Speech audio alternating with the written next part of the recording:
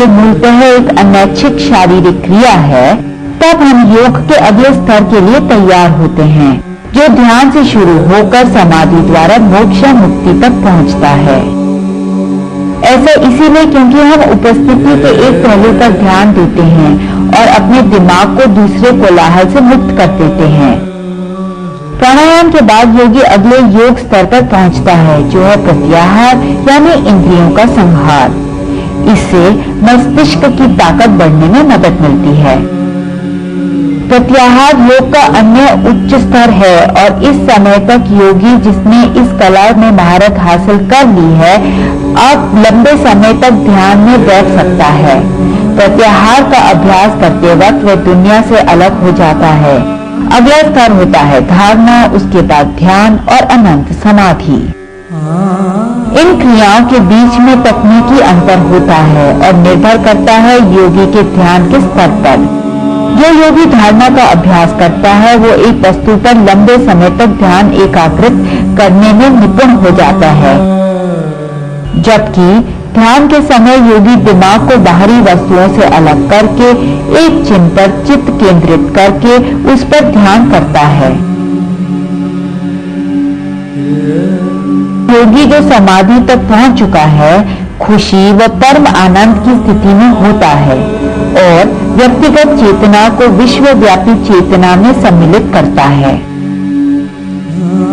जीवात्मा और परमात्मा का मिलन, ब्रह्मांड की अनुभूति करना और ईश्वर का प्रत्यक्षीकरण होना ही मनुष्य जीवन की अंतिम उपलब्धि है और यही वो अंत है जिसे पाने के लिए प्राचीन काल से योगी इस कठोर अष्टांग का अभ्यास करते रहे हैं।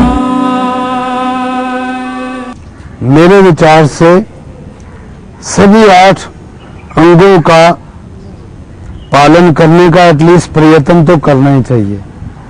जो मूलभूत इसके सिद्धांत हैं to achieve that communion of jivatma with paramatma, वो तो वही रहेंगे। यू कांट चेंज दम। ऋषि हमारे जो महर्षि पतंजलि जी ने जो कहा है वो गलत नहीं कहा, लेकिन आप कहते हैं कि ये संभव नहीं है, कठिन है, लेकिन असंभव मैं नहीं मानता। इसीलिए जो व्यक्ति इस कला को अपनाने के इच्छुक हैं, वो ऐसा कर सकते हैं योग के किसी एक पहलू से जुड़कर, जैसे आसन या ध्यान, या कोशिश करें कि संपूर्ण जीवन योग के अनुसार ही जिएं। हालांकि आमतौर पर यह माना जाता है कि दिमाग, शरीर और आत्मा के बीच में संतुलन बनाने और एक तनाव मुक्त और रोग मुक्त जीवन जीने के लिए व्यक्ति को चाहिए कि योग अभ्यास उसकी सच्ची धारणा के साथ किया जाए। वैसे तो आज के युग के अनुसार इसे ढाला भी जा सकता है।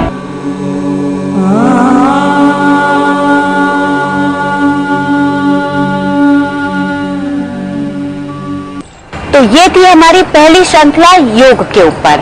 हम आपसे फिर जल्द मिलेंगे, तब तक के लिए नमस्कार।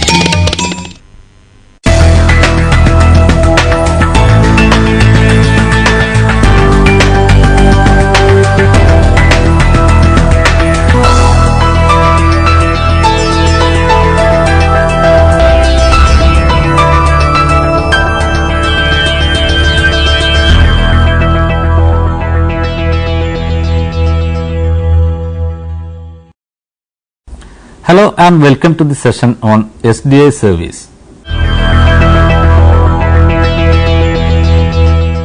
Selective dissemination of information service or SDA service is a current awareness service. So, for the better understanding of this concept, a brief description about current awareness service is needed. Current awareness service is a service intended to meet the current approach of specialist uses of the library. As far as a researcher or a specialist user is concerned, the current approach is very important. The current information is likely to influence the trend and progress of research. It should be made available to the specialist users at right time. The current approach to the information is a browsing approach. The user does not need any specific piece of information, neither he has any specific question to be got the answer, nor he like to have a comprehensive overview. What he needs is only a brief information about the trend and development of his field of specialization. It is an ongoing approach and it is essential for each and every researcher so as to avoid the duplication and the obsolescence of work. Definitions of SDA service. Here we can have some definitions of SDA service.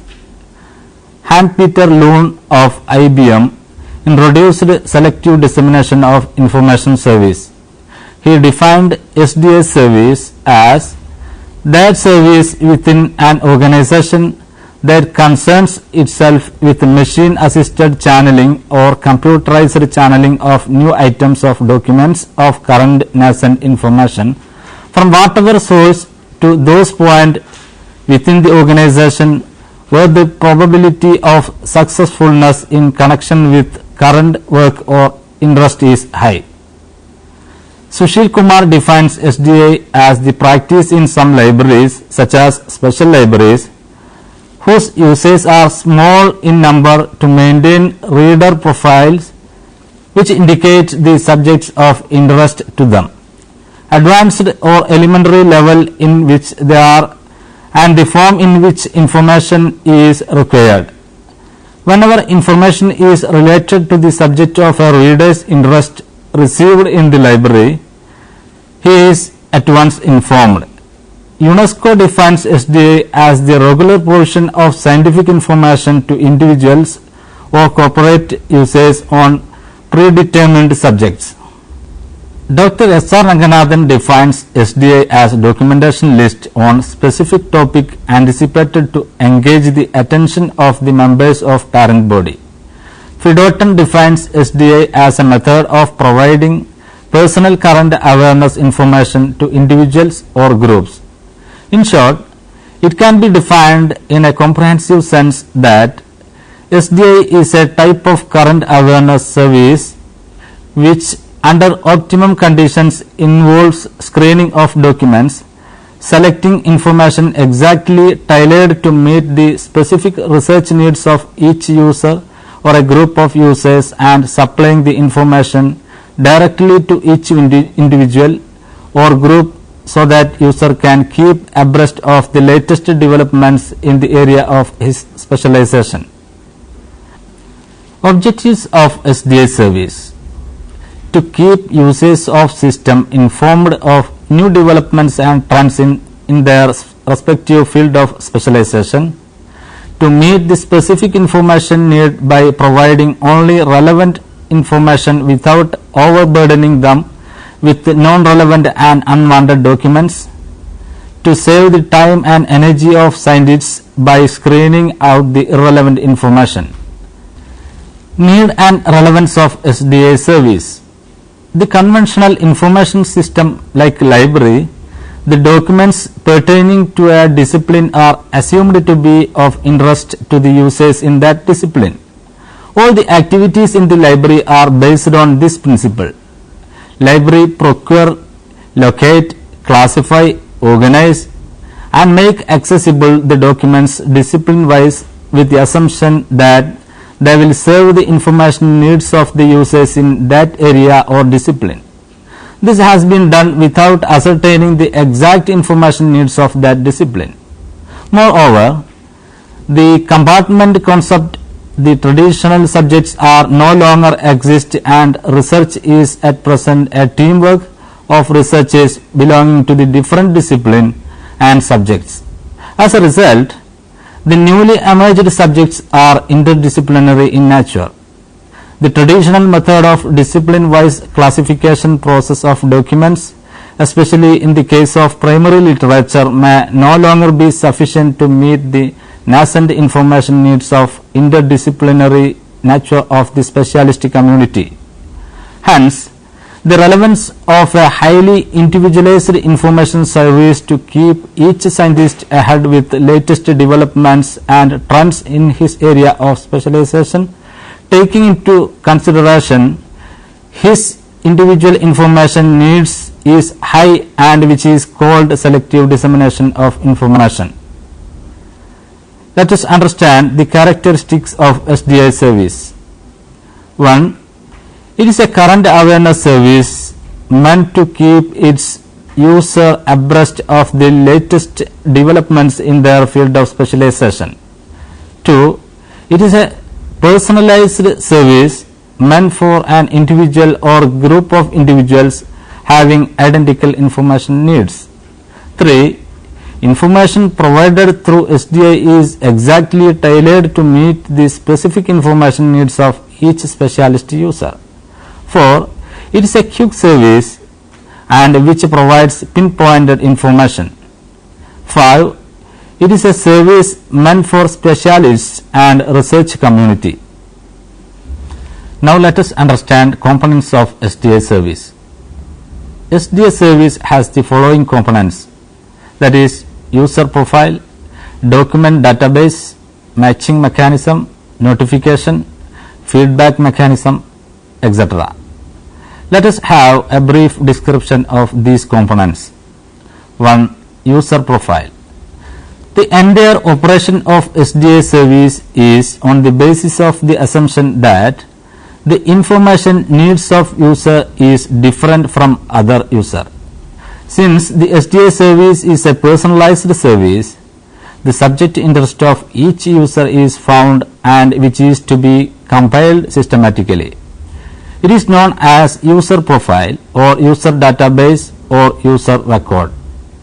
In each user profile, the subject interest of user is expressed in the form of keywords, subject headings, class number, code number, and pattern of terms. Keywords are selected from standard thesaurus and subject headings list in order to ensure the vocabulary control. In short, user profile is a symbolic description of a documentary or information requirement of a specialist user. A good user profile should contain the following features of information related to concerned users. User's identity specification.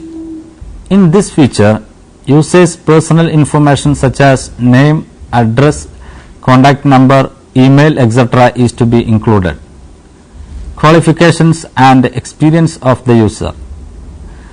This feature includes the user's educational qualifications, related experience and profession involved. It assists to gather qualitative information in the context of user's knowledge and perceivable capabilities. Subject coverage in details. This is the cardinal part of user profile on which the required information is scanned, retrieved, and then delivered to the concerned users. Subject coverage should therefore be carefully interpreted. That could be explained into following segments. A. Scope of the core subject matter. To scan the core subject matter, it is necessary to mention the broader subject of the study, subsidiary subject related to it, title or topic of the study, and a number of feasible keywords that can keenly interpret the core subject matter while essential information is not skipped over. B. Purpose of the study. It is essential part in determining the volume of information to be distributed on the basis of mode of work such as research work, course work, article writing, making lectures or speeches, etc. C. Date range of publications. This option indicates that Those information are to be gathered which are published within this specified date range. D. Medium of language required. Information may be published in different medium of language. So, there should be the option to specify that on which medium of language information is to be delivered. For example, English, Bengali, Arabic, Urdu, Persian, French, Chinese, etc. F. Sources of reference. It would be very useful if the user also supplies some references to papers, journals, reports, bibliographic databases, etc., which he considers relevant to his area of work. 2. Document profile or document database. Document profile is a collection of records, and each record is a collection of essential bibliographical details and subject description of each document. As and when new document is received in the library or information centers, the document profile is prepared. The subject content of document is expressed in the form of keywords, subject headings, pattern of terms and code of numbers. Keywords and subject headings are selected from the same thesaurus used for user profile to ensure the vocabulary control and to make the matching with user profile more easy. The preparation of document profile comprises the following steps. A. Selection of appropriate bibliographic items to be included in the database or document profile. B. Generating of keywords in the documents. C. Entering of keywords by an appropriate input device and storing the information in the storage device. D. Conversion of details into an appropriate bibliographic record format. E. Preparation of searchable file. 3. Matching mechanism. It is a mechanism to match document profile with user profile. At fixed intervals, say weekly or fortnightly or monthly, the two files, that is user profile and document profile, are compared.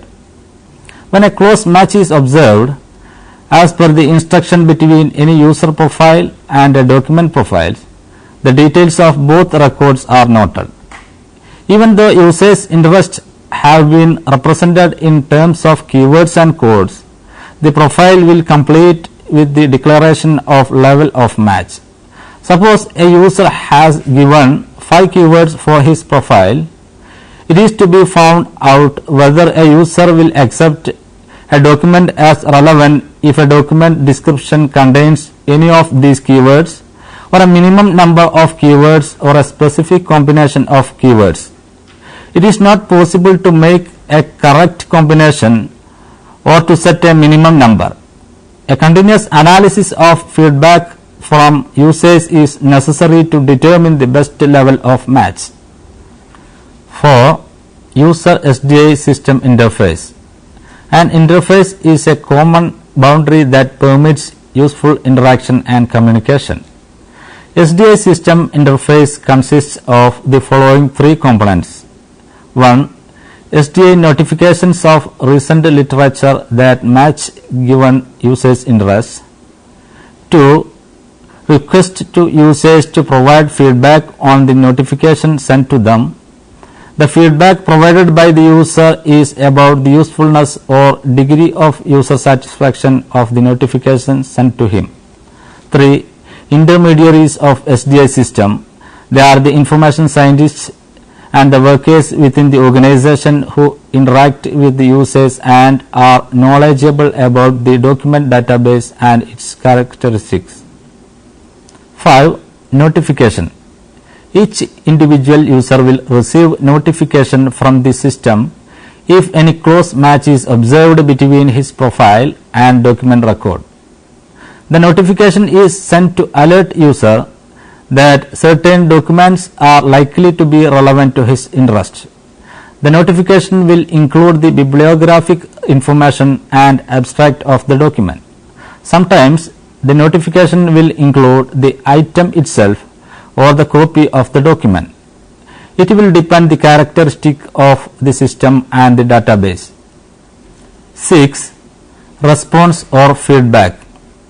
Feedback mechanism is one of the unique features of SDA service.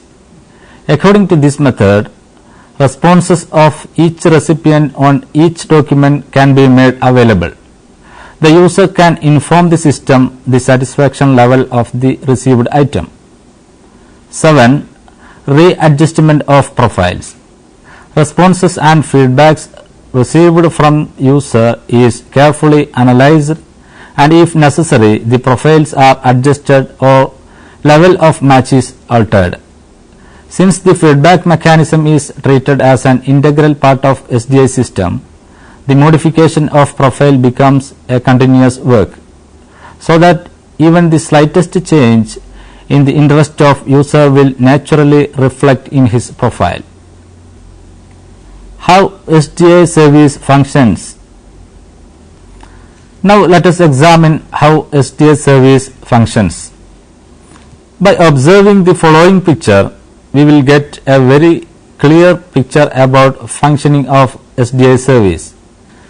The first step of SDA service is the collection of queries and special areas of user community.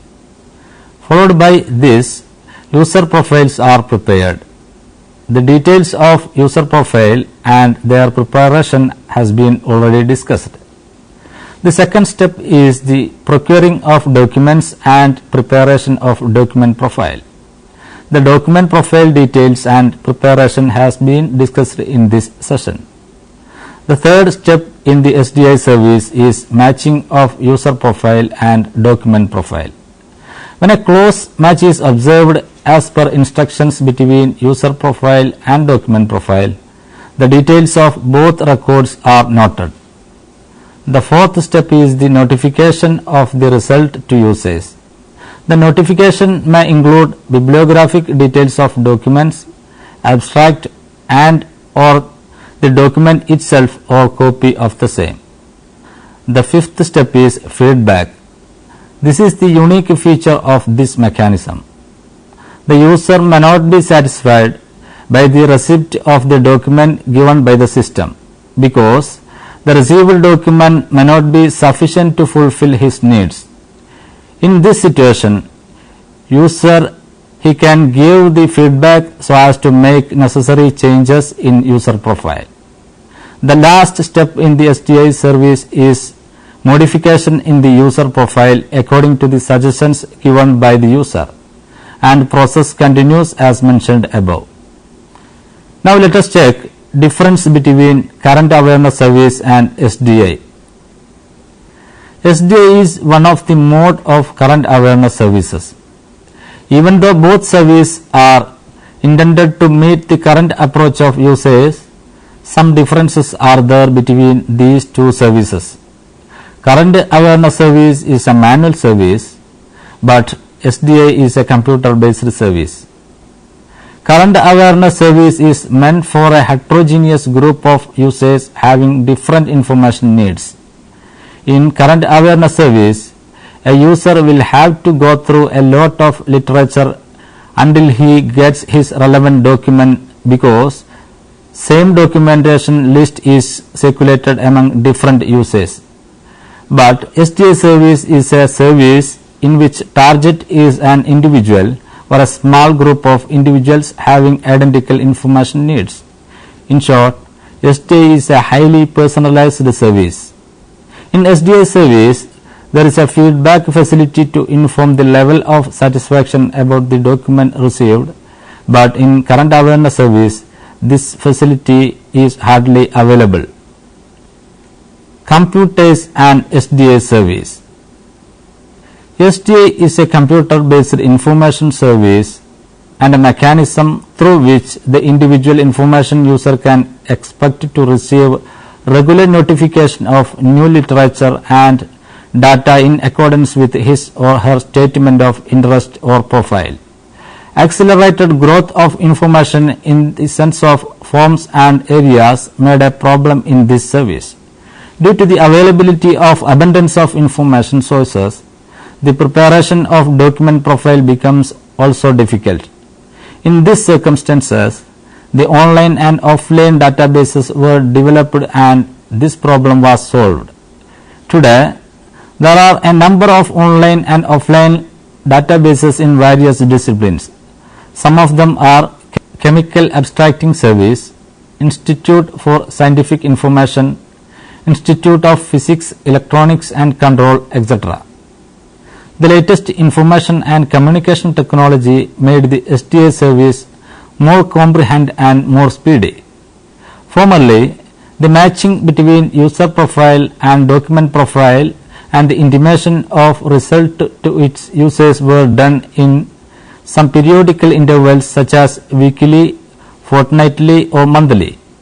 But today, the matching can be done whenever the document database update and the result can be informed automatically to the users.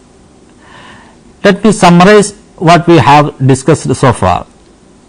The selective dissemination of information service is a personal service of notifying the items, documents, information likely to be interest to individuals and is also matching of required information with the potential clients. It is in fact a service of providing textual information particularly to the researchers. It is a current awareness mechanism through which the individual information user can expect to receive regular notification of new literature and data in accordance with his or her statement of interest or profile.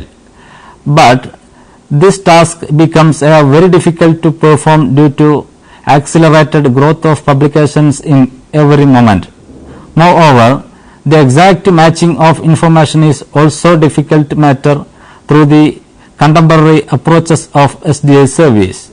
The application of latest information and communication technology helped to solve this problem to a great extent. Now you can try to answer the questions given here. 1. Define SDA service. 2. What are the main components of SDA service? 3. How SDA service functions. 4. Who defined SDA first time? Now you may go through the reference books for further reading. Reference service by Krishan Kumar, Vigas Publishing House, New Delhi, 1987. Information and Reference Source and Services by Anil Dhiman, SS Publishers, New Delhi, 2005. Documentation and Information Services Techniques and Systems, 2nd edition by Guhabi, World Press, Calcutta, 1983. www.smarttoolkit.net. Thank you for watching this program. Hope you enjoyed the session. See you next time. Till then, goodbye.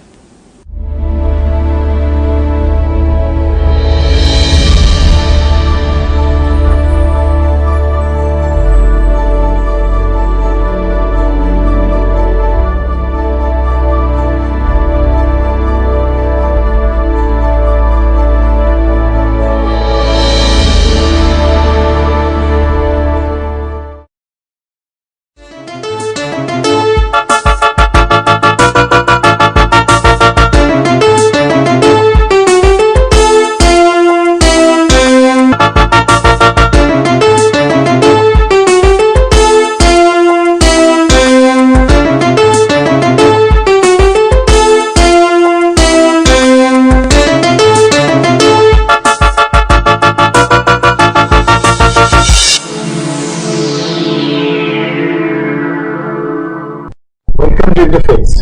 Today we have with us a very distinguished visitor, Professor R. Asher, who doesn't require any introduction, particularly to people in Kerala. He had been the greatest friend of Malayalam literature and our most effective ambassador of Malayalam literature to the world.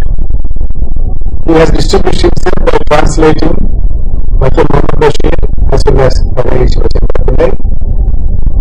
He is a linguist, a renowned linguist, a renowned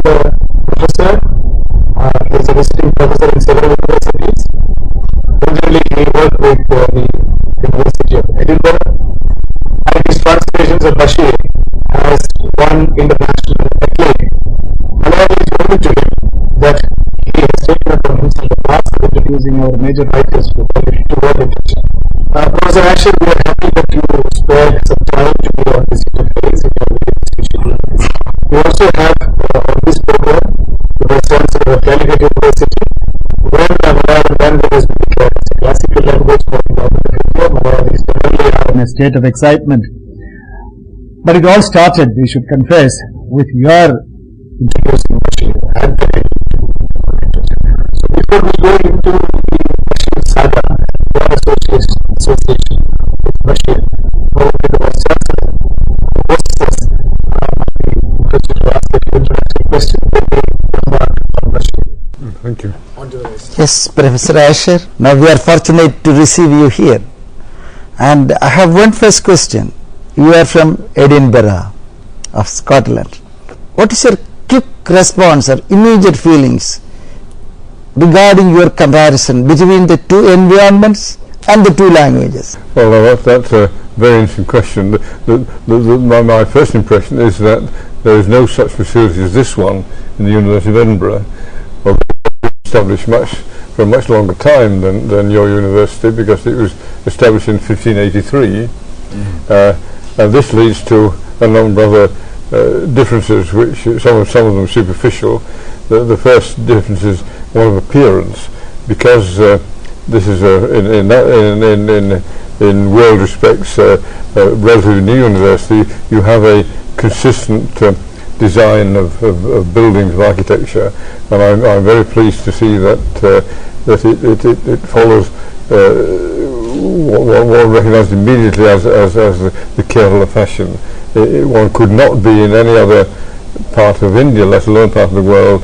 If one comes here, one sees immediately one is in Kerala. I'm very pleased to see that sort of architecture, because it would have been easier to think of having something very modern or different. Another immediate impression was the new buildings are going up, but already the general environment is being considered, and there are some beautiful gardens already in place, and this is very pleasing to see. Professor Asher, it is Wakil Muhammad Bashir that is the common bond between you and Malayalam literature, although you have done a lot of other works in linguistics and grammar and all that, but it is a Bashir chain, which is the golden chain, yes, which brings us together. I'm sure it would be interesting to know how you chanced upon Bashir initially. Well, it was chance. I for professional reasons, decided I ought to know something about Malayalam. All I knew about Malayalam before taking an active interest in it was that there was one well-known novel called Chemmin, which had been translated into English very successfully, and this suggested there might be something interesting there. But I was interested because of my position in the Department of Linguistics, and so I wanted to know about the structure of the Malayalam language and its relationship to other Dravidian languages and so on. But whilst my professional post was in linguistics, I've been in the Department of Linguistics in Edinburgh since 1965, which is quite a good part of my life, and I was in the Department of Linguistics earlier than that in the School of Oriental Studies in London. I take the view, which is not commonplace among theoretical linguists, that if you wish to take an interest in language, it is not enough to just take an interest in the spoken language. You have to know what's being written as well, because the way a language is used for literature and for writing is a very important part of the language. So when I came here in theory just to do linguistic research and find some facts about Malayalam, if you like, for writing articles of interest to linguists, I felt I should know something about the written language. So one of the friends who was teaching me something about Malayalam in Ernakulam, where I was staying, when I asked him the question, what book can I read, what book can you take me through so I can learn a bit about written Malayalam? Well, he said there's a fairly recent book published by a writer called Bashir called Patmadhyada, and he said we can perhaps go through that. So I read through this book mainly to learn something about the written language, and so it was purely coincidental, just because my friend suggested this, that my first contact with real written Malayalam was Bashir, but I was so enchanted by this book that I thought this is a writer I'd like to know better, and so I wrote to him and asked him to be kind enough to see me, which eventually he did, and that became a very valued friendship, as you know. Is it not ironical that a linguist like you, a grammarian like you, a scholar on grammar and linguistics, could take upon Bashir, whose credo he used to say that I don't know Akhya and Akhyadam, and I don't. He would claim that I don't know anything about grammar, but still I am a writer. Of course, there is an audacity in what he says. Not that he did not know any grammar. He writes wonderful Malayalam, but he was trying to say that you don't have to know grammar to be a writer. Now, I think it is rather ironical that you, as a linguist, should take up Bashir, who was a revolutionary in language structure and in the whole approach to language, isn't it? Well, I think that Bashir, but was it the fascinating factor? Bashir was right. I mean, I agree with the statement that to write well you don't need to be able to analyse the structure of language. A good writer, you can learn something about writing, and there are courses in creative writing in many Western universities, but unless a person has a gift, he will never become a good writer. You can't be taught to be a good writer, it has to be already there, and clearly with Bashir it was something that was already there. He was born to write. Of course, the one thing we often say regretful about Bashir is that he didn't write enough, because of course the collected works of Bashir are just in 2 volumes, and that's almost beyond belief for a writer who's successful. And it's of course it's testimony to the greatness of his writing that with a relatively small output he still is one of the major figures of 20th century world literature. And if I compare him to another friend of mine, Tagri Pillai, I was at the Tagri Museum yesterday and was reminded by a long list of Tagri's writings how much more prolific he was. Very voluminous. But the amount a person writes has nothing to do with the quality. And I think, just as Bashir quite humorously said, I don't know anything about grammar, and forget all about grammar, let me get on with my writing, so to speak. Equally, I think Tagri knew nothing about grammar, but they were born to write, and happily they did what they were born to do. Now, it would be interesting to recall from your first encounter with this writer, Bashir, whom you did not know. You happened to read Pathumma Idayada, and you met the writer. Yeah. And I don't know how good Bashir's Malayalam was, but I am sure your Malayalam should have been better than his English. And how did you converse, and what was the first point of contact, and how did the conversation proceed? Well, the first point of contact was when he replied to my letter and said, by all means, please come and see me in Bepur. So I wrote and fixed up a date and a time, approximate time, and I said I'll be there sometime on that particular afternoon. So I took, I can't remember what buses I took, but I took buses, and when I got to, I think it was when I got to Calicut, I'm not sure now which he was, my memory is not good enough to be sure, but he was there waiting at the bus stop. Now it was a complete mystery to me how we would know which bus to wait for, because I didn't know what the bus times were, and I didn't even know how long the journey would take. But there he was waiting for me.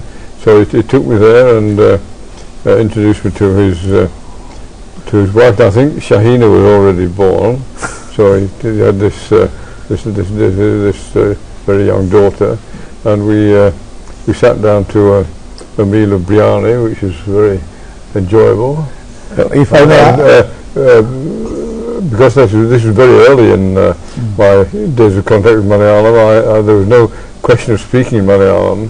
I mean, I knew enough Malayalam to find my way, but to carry out a conversation was not possible, so we spoke in English, and of course it's interesting to learn about his relationship with languages, because throughout his life he learnt to speak a number of languages depending on where he happened to be. I mean, he was in North India, and I think he learnt to speak Hindi and so on. but he conversed interestingly, I think, in whatever language he learnt, but the language in which he was born to write was his mother tongue, and that is one of which he had the greatest facility, obviously. I wanted to ask you this question. See, Bashir is one person where when you meet an author after having read him, there is no difference between the author that we have envisaged through his writing and the person when you meet. There are several authors whom you would envision him how he would be, but when you meet the person it would be a disappointment. There will be a mismatch between the personality of the author as reflected in the writing and the real personality. Well, whereas in Bashir there is no gap. It is the same personality that exudes. No, I think that's a very important observation. I mean, he says in one of his books that I write as I talk, and indeed a conversation with Bashir was as enjoyable as reading one of his best books, because as he says in one book, I write as I talk, and he talks as he wrote. I mean, his writing, whilst it involves a lot of extraordinary hard work and revision and so on and so forth, always comes across as extraordinarily spontaneous. It does look as though this is just immediately how he wrote it down, and that is one of the interesting things about Bashir, that his writing is indeed conversational in tone and very spontaneous in appearance, but there is no writer, I think, in Malayalam who spent as much time correcting and recorrecting his books, and he tells how many times he would spend writing or rewriting a book, and the one exception, of course, is the first one I read, which he, as he says, he wrote down immediately as he thought it out and didn't correct it. Now, some of his books he corrected, made enormous numbers of corrections, and this led to a criticism I read of my translation of Emmrc. The reviewer says, why isn't this sentence on page 92 translated? There are 3 lines missing here and so on. This is a total misunderstanding of both the way that Bashir worked and of the way he wrote this book, because no two versions, no two printed versions of Emmrc are the same, and there is no printed version which is exactly the same as what I translated from, because he sent me a copy of the book with a lot of annotations and changes, including some pages missed out, cut out completely, and additional pages. So there's some parts of the translation which do not appear in a printed book in Malayalam, because he made it so different. So what comes out of what you are saying is that even as he remains a very spontaneous writer, he is also a meticulous craftsman. Yes. That is it, which is concealed under the spontaneity. Exactly. There is a craftsmanship which goes behind it. I think this is not really appreciated or understood by many people, because the spontaneity is such that they think that he wrote down the way it came. Of course he did, but then there is a lot of craftsmanship. Yes, indeed, and this is an important fact about his way of writing, which is not always understood. And before we go into your act of translation, I wanted to find out, you being not born in Kerala, of course, obviously, and of course you knew Malayalam literature and the life of Kerala, but did you find it difficult to get into the nitty-gritty of the average Muslim household and that society which most of the Bashir stories actually present? Well, I know that part of Kerala society simply through my relationship with Bashir, and I mean he always treated me just like a member of his family almost, so that I never felt I was in a strange environment. It was very different in many ways from one I was brought up in. Obviously, I mean, to be brought up in a small village in the north of England is very different from living in Kerala.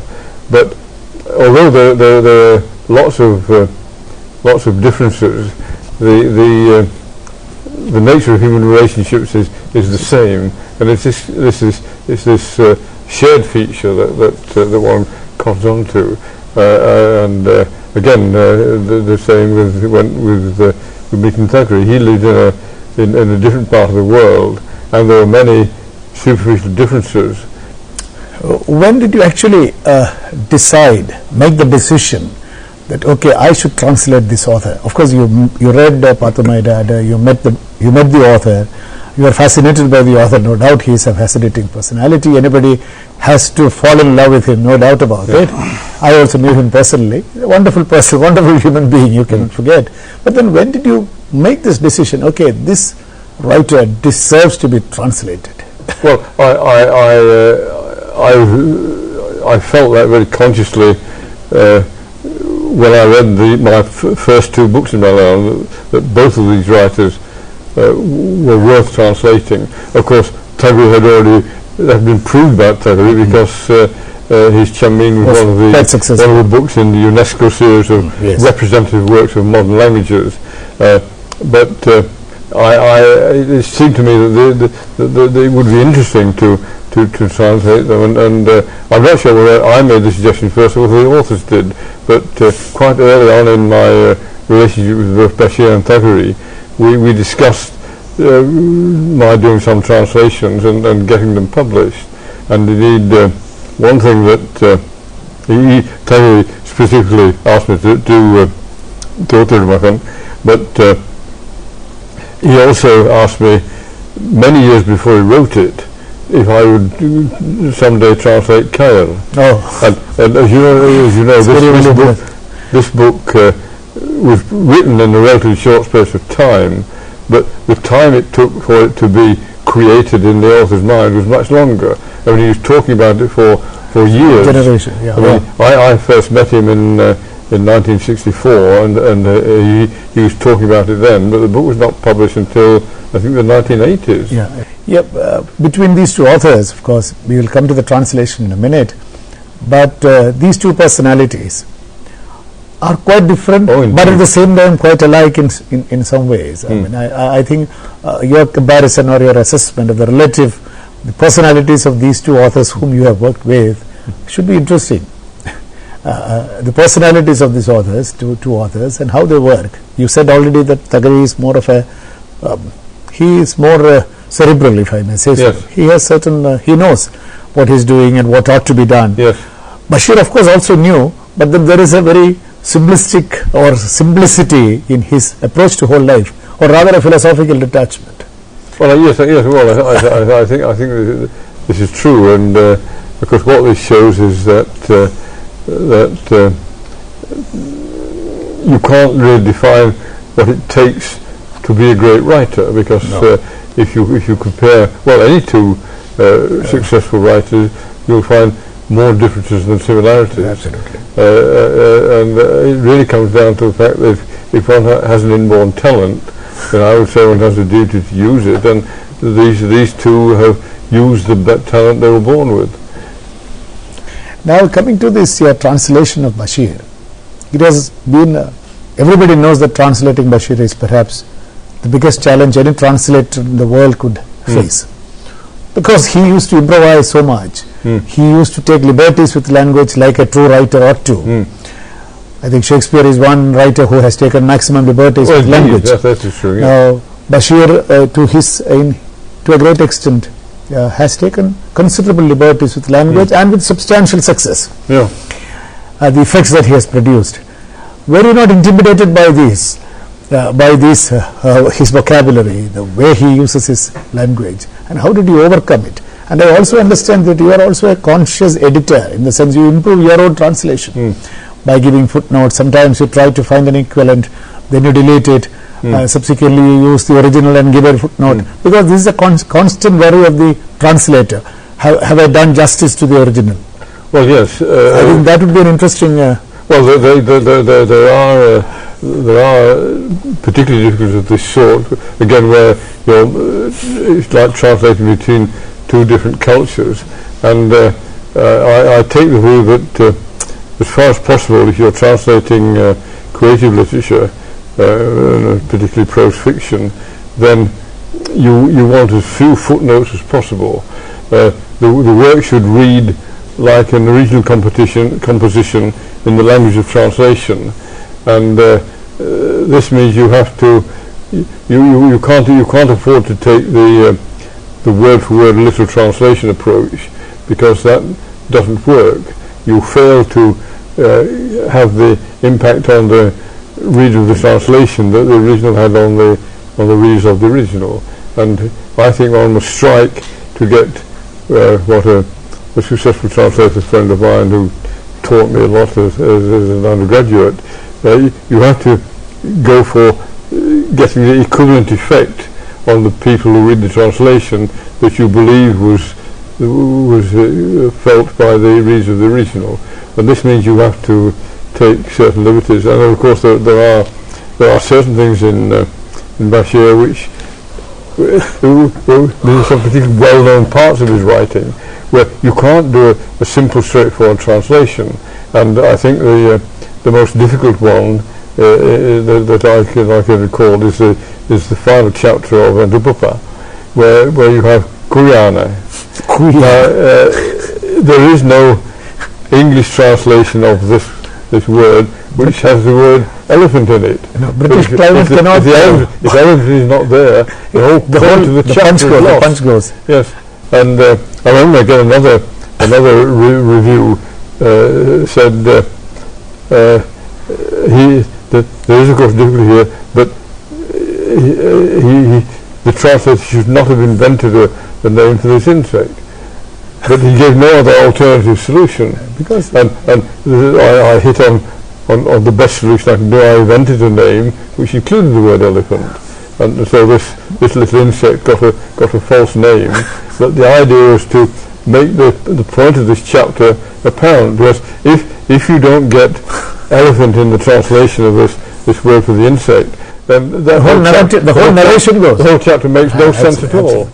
And it is, I mean, that concluding chapter is very important in the book. Absolutely. It's a crucial part of the story. And if that's not done to get the same effect as the original had, then the whole translation is a failure.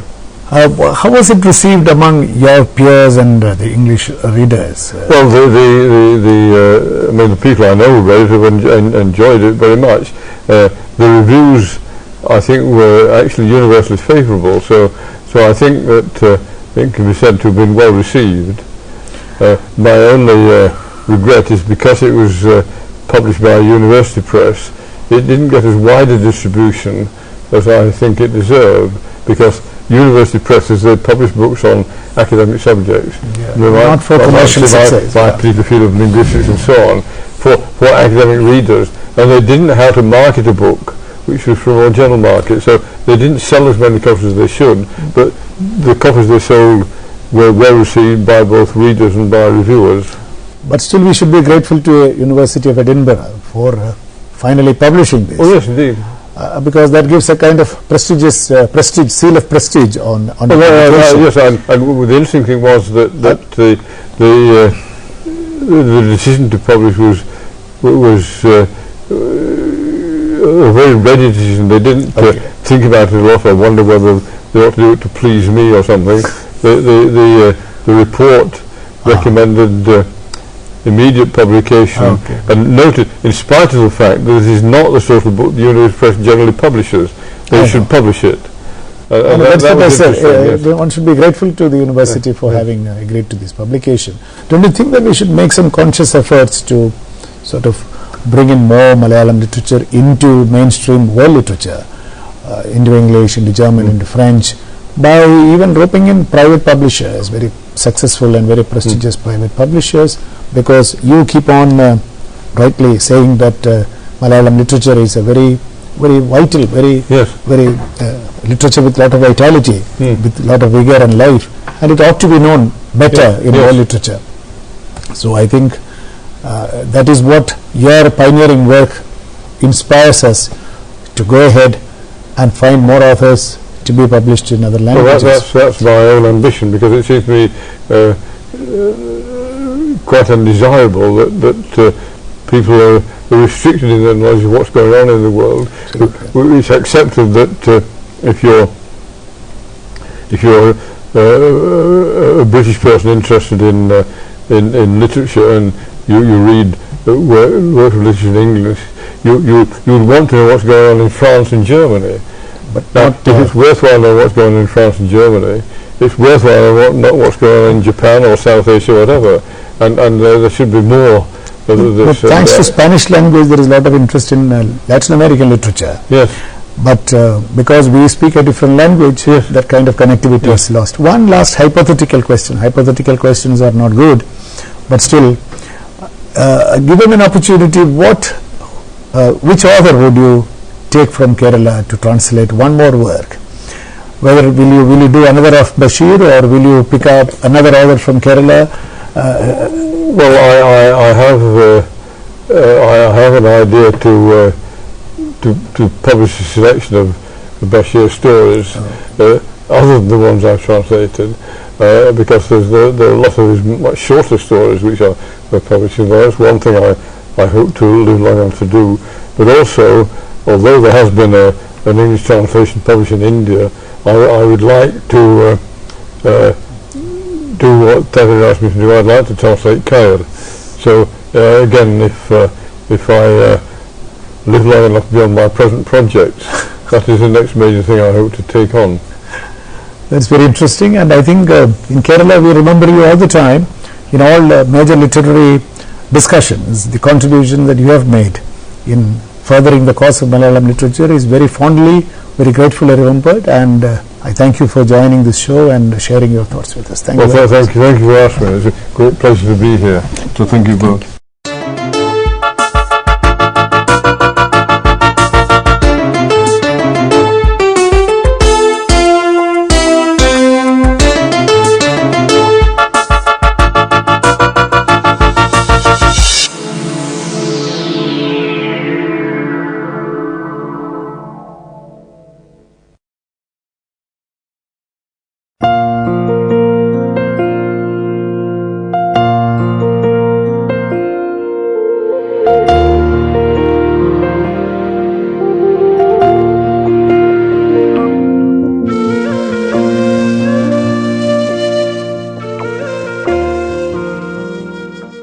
Welcome to this class on art history. We will be learning about a very significant art movement in this session, Expressionism.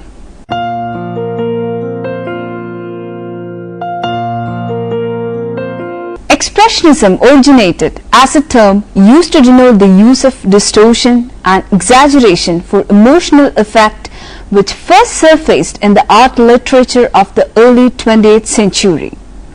When applied in a stylistic sense, with reference in particular to the use of intense color, agitated brush strokes, and disjointed space. Expressionist movement can be found not only in the field of fine arts, but also in dance, cinema, literature, and the theatre. The term Expressionism has been traced to various sources. It may have been coined by Czech art historian Antonín Medjak in 1910, whereas the Impressionists sought to express the majesty of nature. The Expressionists, according to Medjak, sought only to express inner life, often were the painting of harsh and realistic subject matter. But the term was always an easy one to use loosely, and many did so to denote the various reactions against Impressionism in the late 19th century. But it is to be noted that no group named themselves to be expressionistic. The term expressionist was used during the Berlin session of 1911. A gallery hall was designated as expressionist. The gallery contained works by French folk artists like Matisse. It was by 1914 that the label was used to label a group German expressionists. Expressionism also was not limited strictly to the field of painting. History of literature, drama, stage design, dance, film were changed by the impact of Expressionism. Expressionism emerged simultaneously in various cities across Germany as a response to a widespread anxiety about man's increasingly discordant relationship with the world, his lost feelings of authenticity and spirituality. In part a reaction against Impressionism and academic art, it was inspired most by the expressive and symbolist currents in late 19th century art.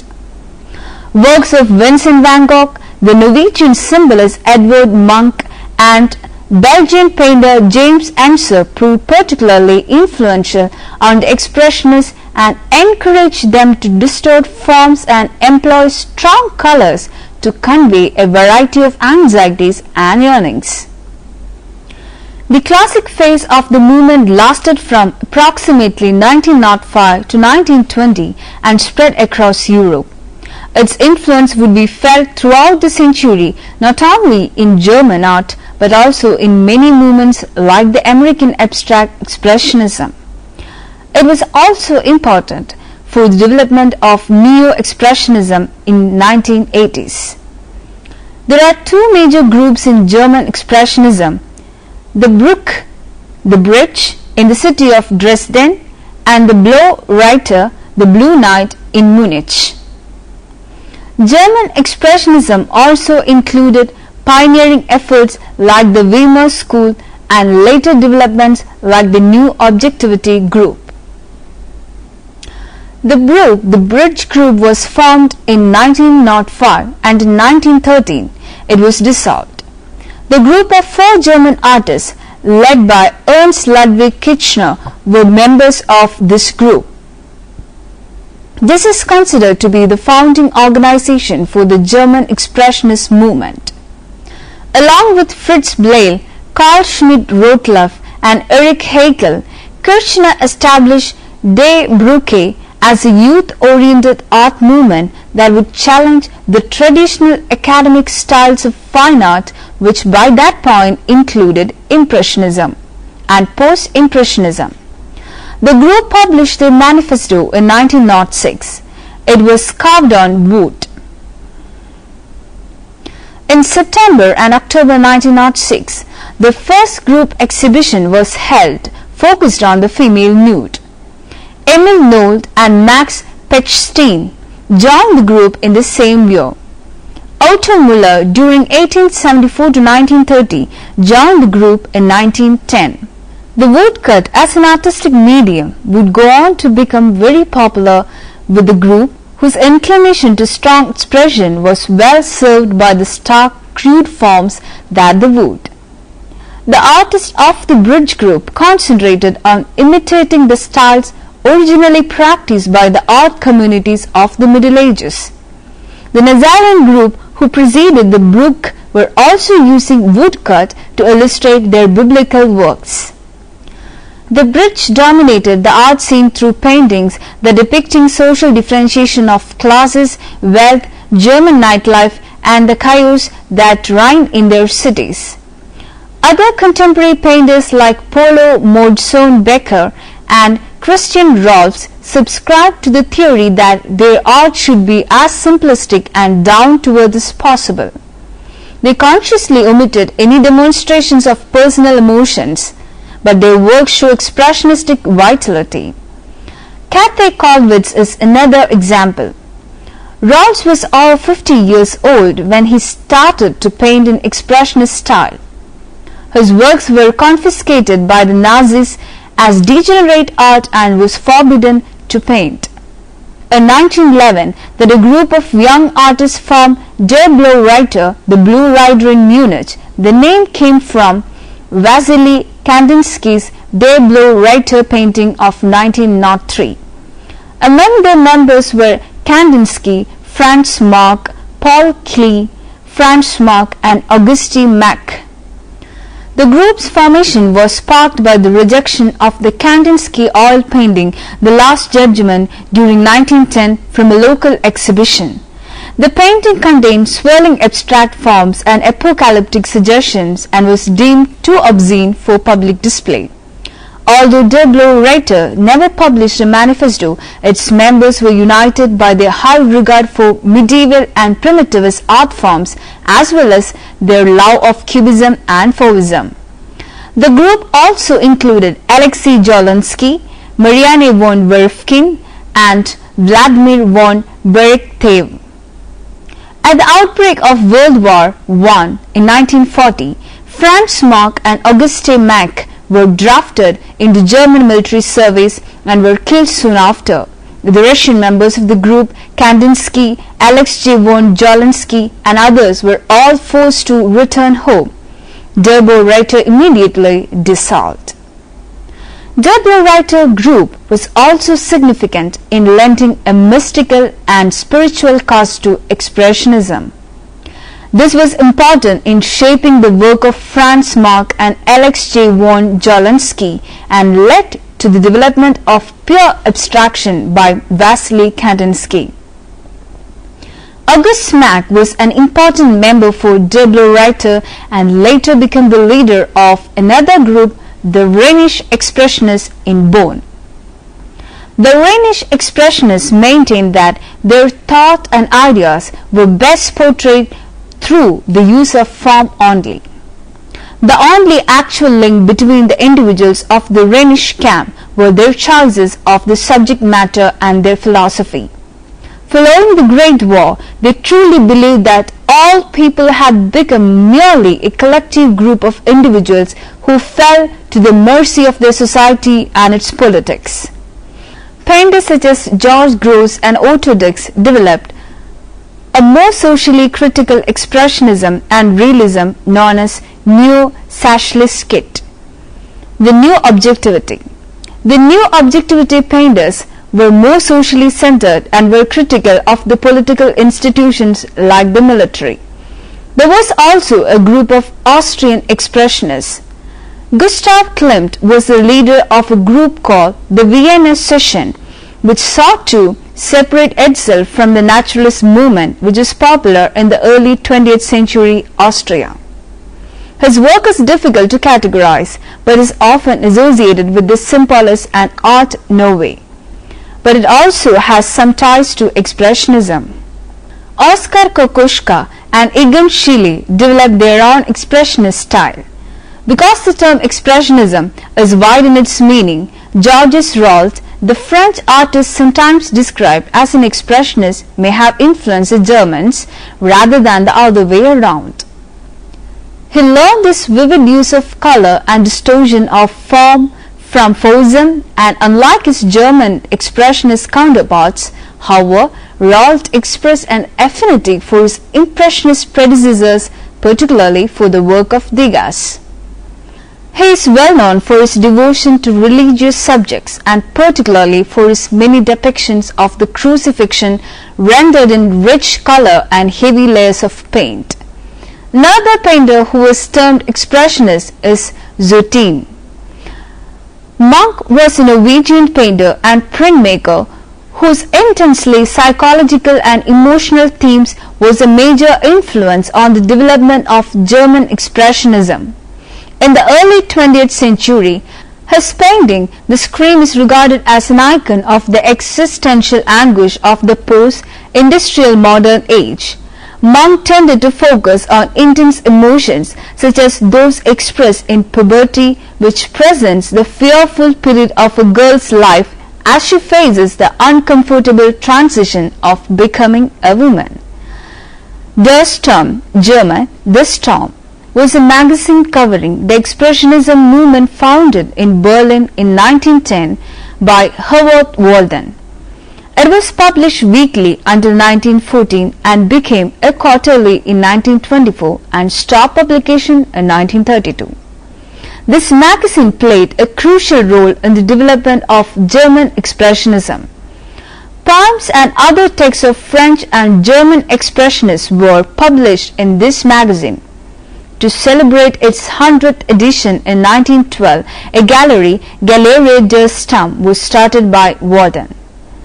The gallery became the focus for Berlin's modern art scene for a decade. Here in this gallery, the Faust and Der Blaue Reiter exhibited. The expressionist artists often employed swirling, swaying, and exaggeratedly executed brush strokes in the depiction of their subjects. In part, these techniques conveyed the emotional state of the artist, though they might also offer comment on modern the world. The arrival of Expressionism announced new standards in the creation and judgment of art.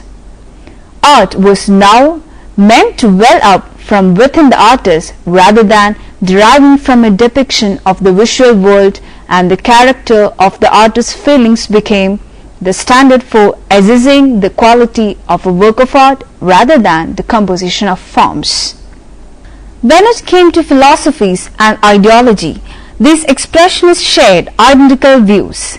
As the term expressionist suggests, the works created by these artists were rendering of their individual and personal perceptions of their subject. Usually these paintings were done as they had actually been interpreted in the field.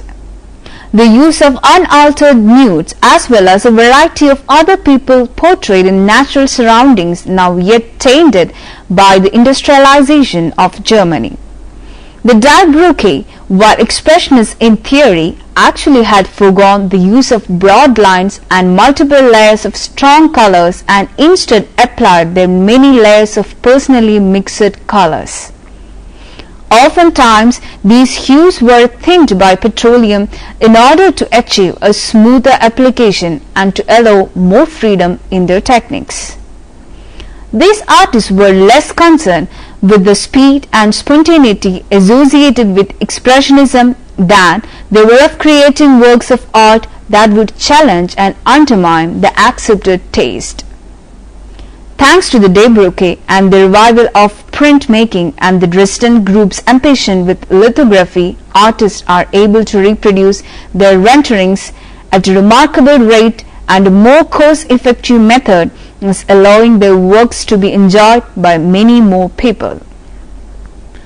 Although most expressionists are best known as painters or sculptors, a confluence of aesthetic, social, political, and commercial forces encouraged nearly all of them to embrace printmaking as an equally important means of expression.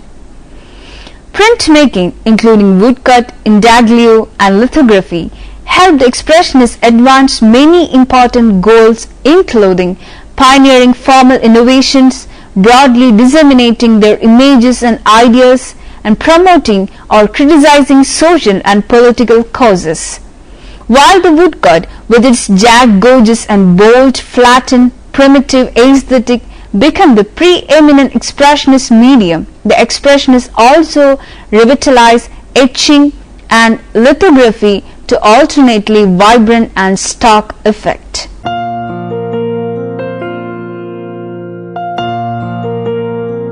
Adolf Hitler, outraged by such anti-German publicity, embarked upon his own crusade to rid Germany of all the degenerate art within his reach.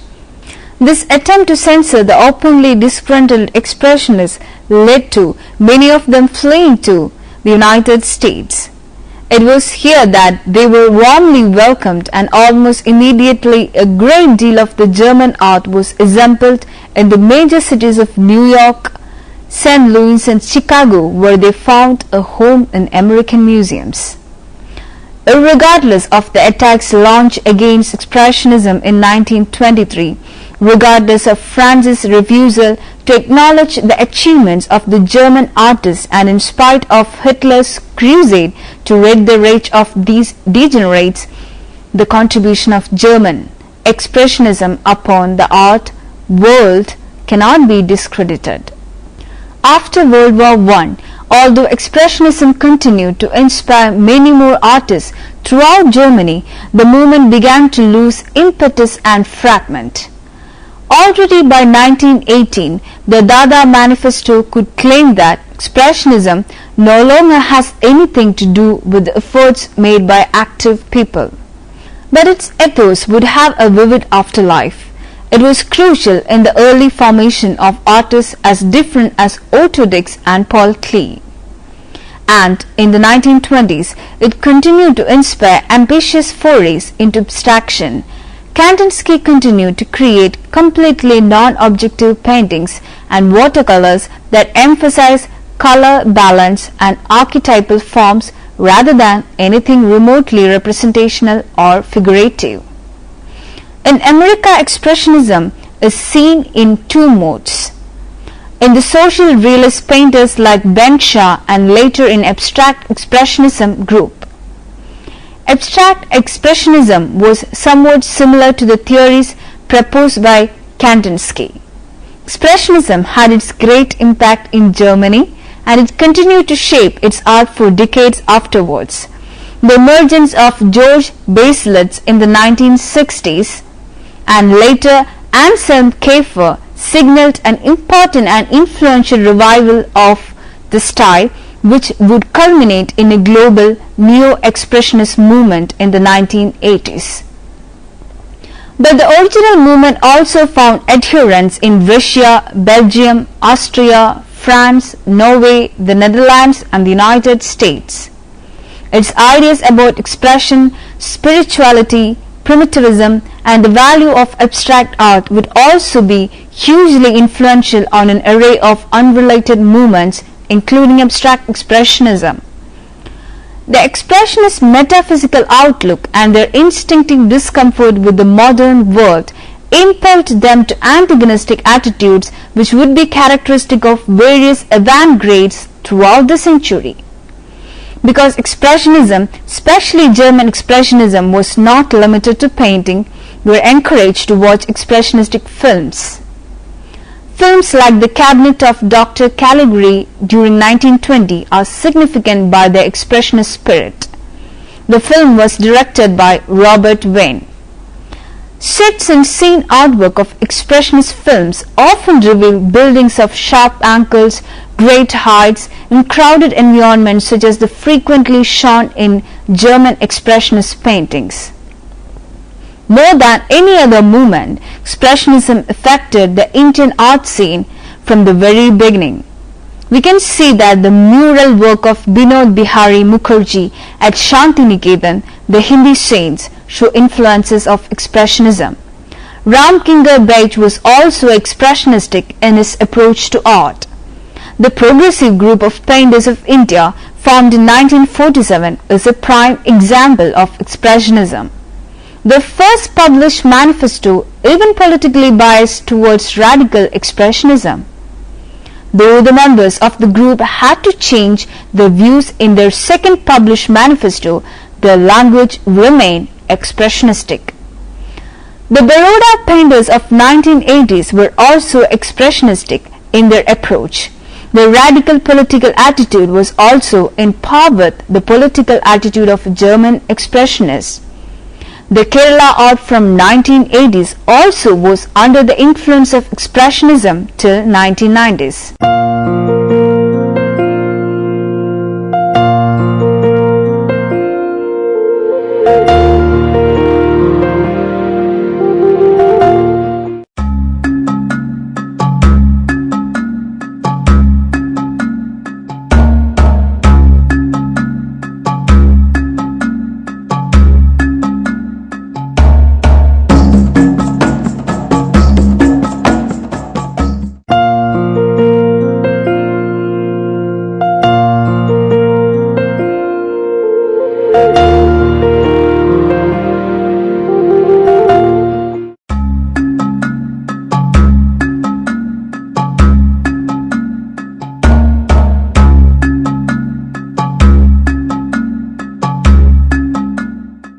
I hope learning art history will widen your understanding of art and help you enter unexplored areas of your own creative faculty. It's time we conclude this session on Expressionism. Bye.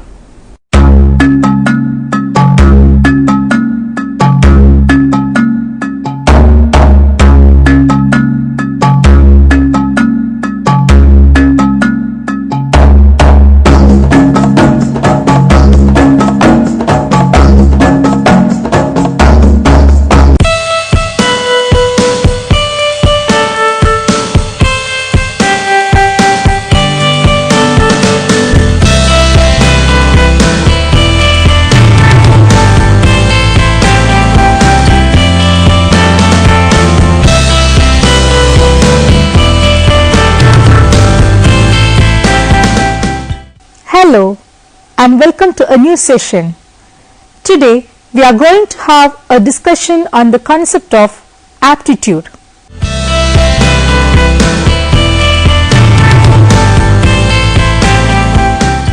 First of all, let us see the meaning and nature of aptitude.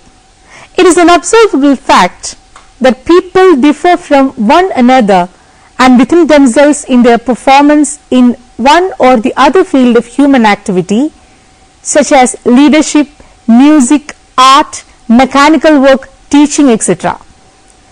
Ramesh joins a commercial institute to learn typing and shorthand. He makes rapid progresses and in due course gets a diploma. Later on, when he is offered a stenotypist job, he carries it out satisfactorily. Suresh, another person, although in no way inferior to Ramesh in general intelligence, also takes admission in this institute, progresses very slowly and even after getting the diploma proves to be an inefficient typist and stenographer. Similarly, Radha profits from musical training while Sunita, having almost the same intelligence as Radha under similar circumstances, makes little or no progress. In many spheres of everyday life, we come across individuals who excel over others under similar conditions in acquiring certain knowledge or skills and prove more suitable and efficient than their peers in certain specific fields. Such persons are said to possess a certain specific ability or aptitude in addition to intellectual abilities or intelligence, which helps them to achieve success in some specific occupations or activities. Therefore, aptitude may be described as a special ability or specific capacity distinct from the general intellectual ability, which helps an individual to acquire the required degree of proficiency or achievement in a specific field. However, to obtain a clear understanding of the term aptitude, let us consider some of the definitions given by different scholars. According to Bingham, in the year 1937, aptitude refers to those qualities characterizing a person's way of behavior which serve to indicate how well he can learn to meet and solve a certain specified kind of problem. Traxler, in the year 1957, opines that aptitude is a condition, a quality or a set of qualities in an individual which is indicative of the probable extent to which he will be able to acquire under suitable training some knowledge, skill or composite of knowledge, understanding and skill, such as ability to contribute to art or music, mechanical ability, mathematical ability or ability to read and speak a foreign language. According to Freeman, in the year 1971, an aptitude is a combination of characteristics indicative of an individual's capacity to acquire, that is with training, some specific knowledge, skills or a set of organized responses such as the ability to speak a language, to become a musician, to do mechanical work, etc. All these definitions reveal the predictive nature of aptitude. When we say that Ram or Radha has an aptitude for the teaching, we mean that they have the capacity or ability to acquire proficiency in teaching under appropriate conditions. Similarly, when we say Mohan has an aptitude for music, we mean that his present condition or ability reveals that if he were to learn music, he would be successful. The knowledge of an individual's aptitude thus helps us to predict his future success in a particular field of activity with appropriate training or experience.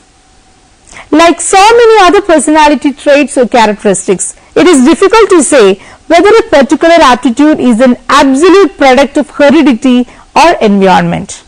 Certain aspects of an aptitude may be inborn. For example, a person showing an aptitude for singing may have been born with a musical voice, and a person showing aptitude for typewriting or watch repairing may have sensitive and dexterous hands.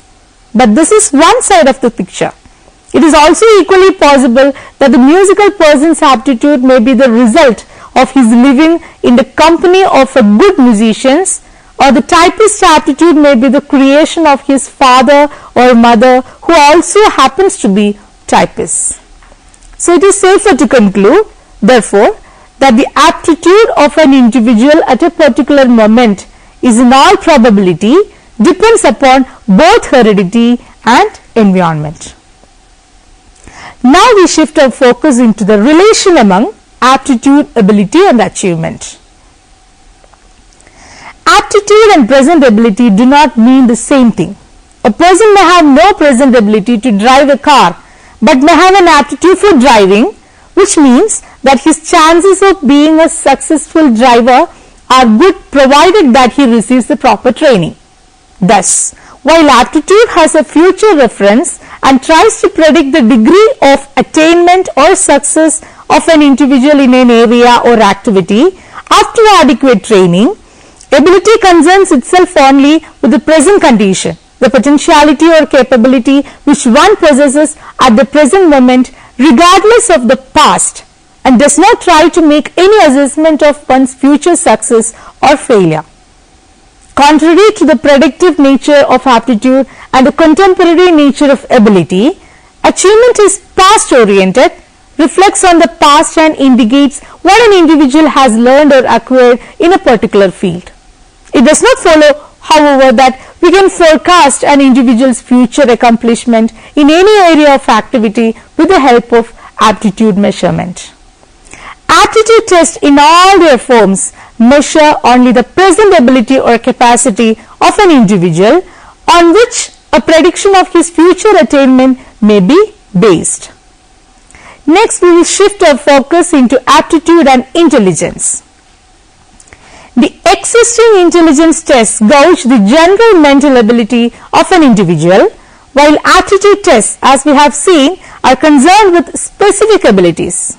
Therefore, with the knowledge of intelligence of an individual, we can predict his success in a number of situations involving mental function or activity. The knowledge of aptitudes, on the other hand, acquaints us with the specific abilities and capacities of an individual to succeed in a particular field of activity. Therefore, in predicting his achievement in some specific job, training, courses or specialized instruction, we need to know more about his aptitudes or specific abilities rather than his intelligence or general ability. Now we will discuss aptitude and interest. In order to succeed in a given activity, a person must have both aptitude for the activity and interest in it. This does not mean that interest and aptitude are one and the same thing. A person may be interested in a particular activity, job or training, but may not have the aptitude for it. In such cases, the interest shown in a particular occupation or course of study is often not the result of personal aptitude, but of some other outside influence or reason, such as the wishes of parents, the probability of getting a particular appointment or job, stipend or other financial help, or the prestige associated with the work. Similarly, a person has long and dexterous fingers who makes a good showing on a mechanical aptitude test may have little or no interest in becoming a watchmaker. A guidance or selection program must, therefore, give due weightage to the measure of aptitude as well as of interest. Both are essential for the success of an individual in a given activity, job or course of instruction. Are you interested to know about the measurement of aptitude? The measurement of aptitude is done with the help of aptitude tests. Aptitude tests measure or assess the degree or level of one's special bent or flair. They are chiefly used to estimate the extent to which an individual would profit from a specific course or training, or to predict the quality of his or her achievement in a given situation. The aptitude tests can be divided into three broad categories. First one, general aptitude tests. Second one, special aptitude tests. And the third one, manual dexterity aptitude tests. At first we will discuss general aptitude tests. In this category, 2 test batteries are considered outstanding. These are General Aptitude Test Battery, that is GATB, and Differential Aptitude Test, that is DAT. At first, General Aptitude Test Battery or GATB. The GATB, developed by the Employment Service Bureau of USA, it contains 12 tests. 8 of these are paper pencil tests for comparison, computation, vocabulary, arithmetic, reasoning, form matching, test matching, and 3-dimensional space. The other 4 require the use of simple equipments in the shape of movable pegs on the board, assembling and reassembling rivets and washers.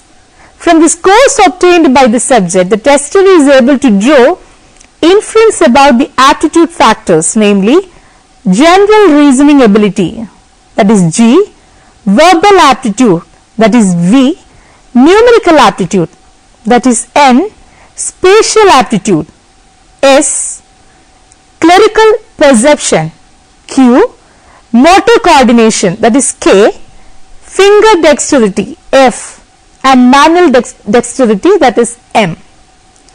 The GATB has proved to be one of the most successful multiple aptitude batteries, particularly for the purpose of job classification.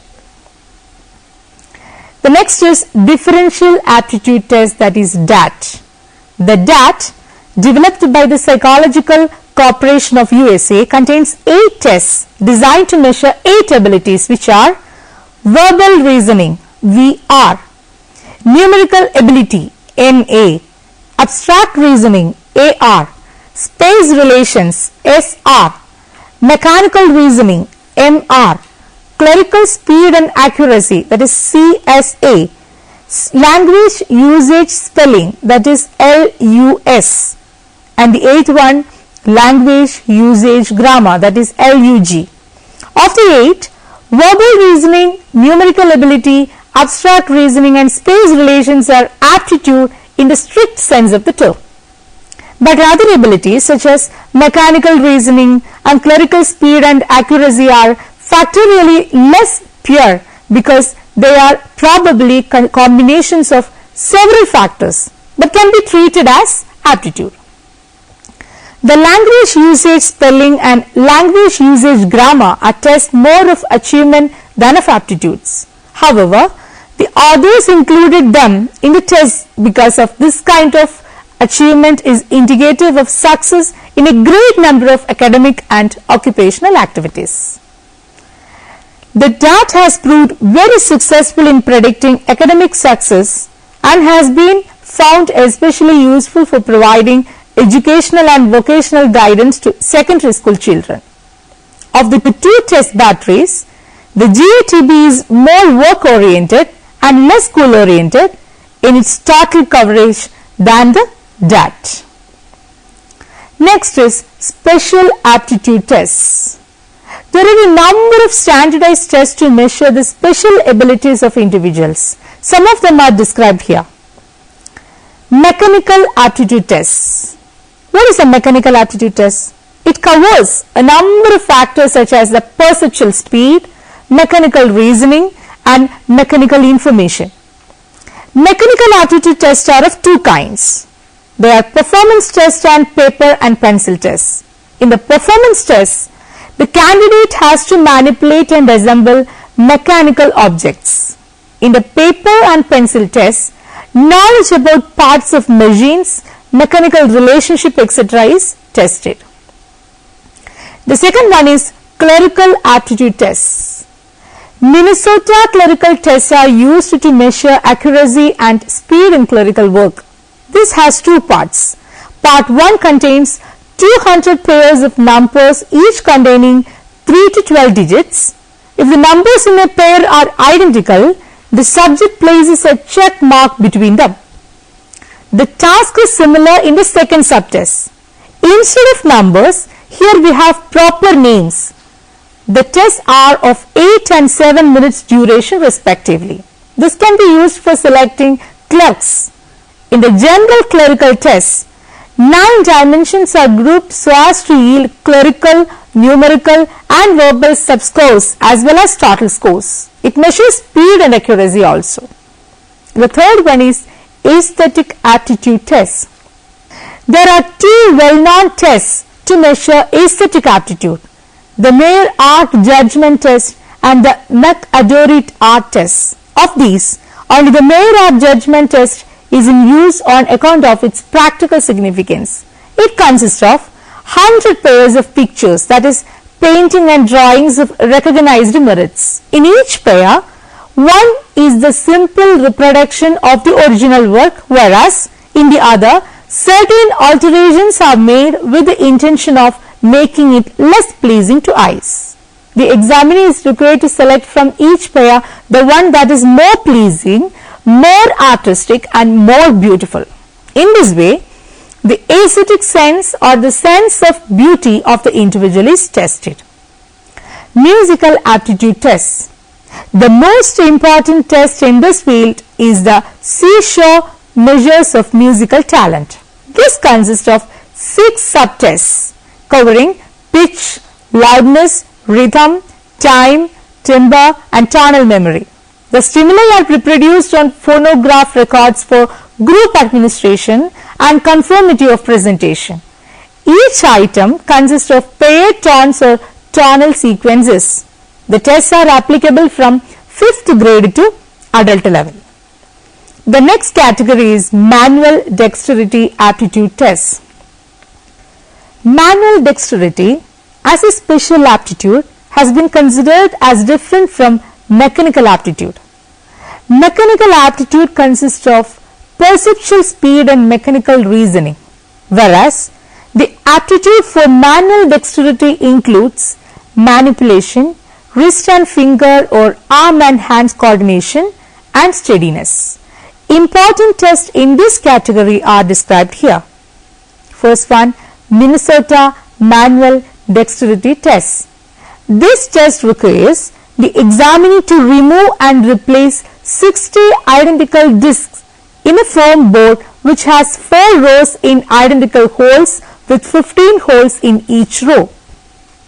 The test is useful in predicting efficiency to semi-skilled occupations like packing, wrapping and inspection jobs in gross manual assembly and mechanic operation jobs in which skill in arm and hand movement is important. The next one is O'Connor finger and tweezer dexterity tests. These tests measure the speed with which an individual can insert pin into small holes by hand or with the tweezers. In the O'Connor finger dexterity test, 3 pins taken from a tray are to be placed into each hole of a metal plate. In the latter, the subject has to pick up 1 pin at a time and insert it into a hole using a tweezer. For this purpose, the other side of the same metal plate is sewed. These are used to test eye-hand coordination. It is very important to know about the utility of aptitude tests. Aptitude tests have wide areas of application. Firstly, they are the backbone of the guidance services. The results of these tests enable us to locate with a reasonable degree of certainty the fields of activity in which an individual would be most likely to be successful. Therefore, these tests are found to be very useful for guiding the youngsters in the selection of appropriate courses of instruction, fields of activity and vocations. These tests can also be used for educational and vocational selection. They help in the systematic selection of suitable candidates for the various educational and professional courses as well as for specialized jobs. As Munn in 1967 puts it, chief value of aptitude testing is, in fact, that it enables us to pick out from those who do not yet have the ability to perform certain skills and those who, with a reasonable amount of training, will be most likely to acquire the skills in question and acquire them to a desirable level of proficiency. Aptitude tests thus properly anticipate the future potentialities or capacities of an individual, irrespective of whether he possesses those future capacities before the training or not, and thereby help us in selecting individuals who are best fitting for a particular profession and courses of instruction, or those who are likely to benefit most from the pre-professional training or experiences. It is clear then that any purposeful guidance and counseling programs, entrance examination to specialized academic and professional courses, selection procedures for specialized jobs should give due importance to aptitude testing.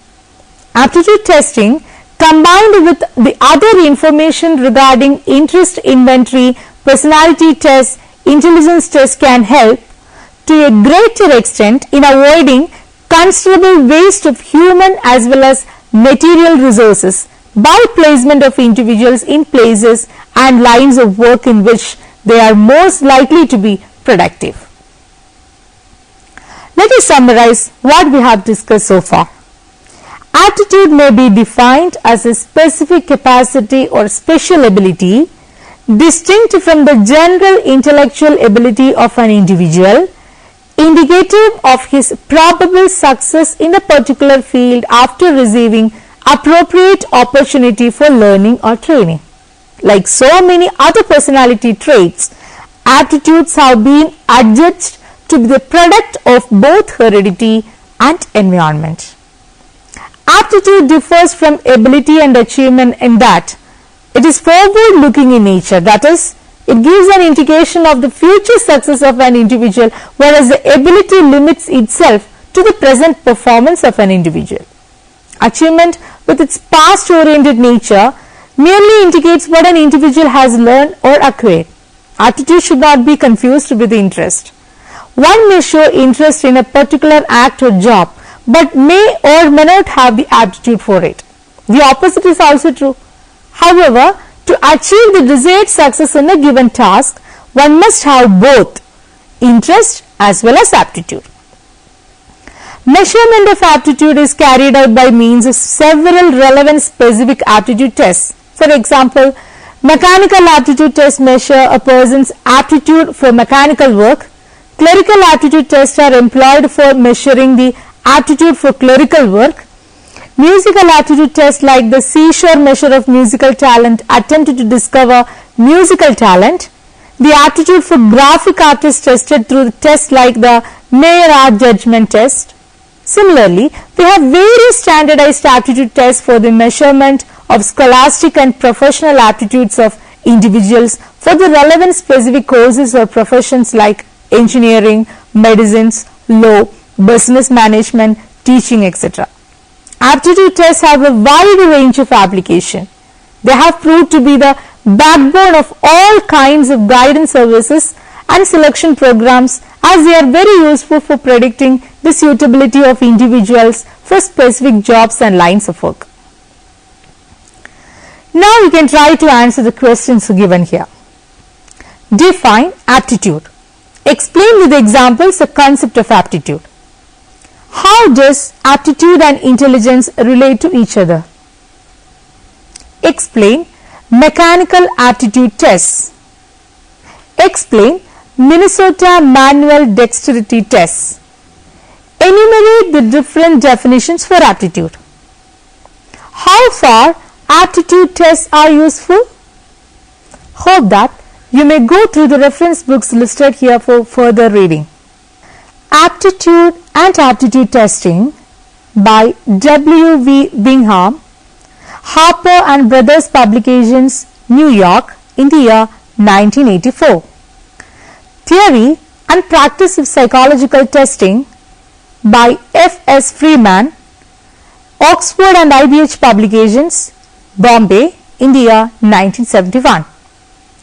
The Guilford-Zimmermann Aptitude Survey by J. P. Guilford and W. S. Zimmermann, McGraw-Hill Publications, New York, India, 1956. Lifespan Development by J.S. Turner, D.B. Hems, Holt, Reinhardt and Winston Publications, Fort Worth, in the year 1987. Thank you for watching this program. We can meet again with another topic. Have a nice day.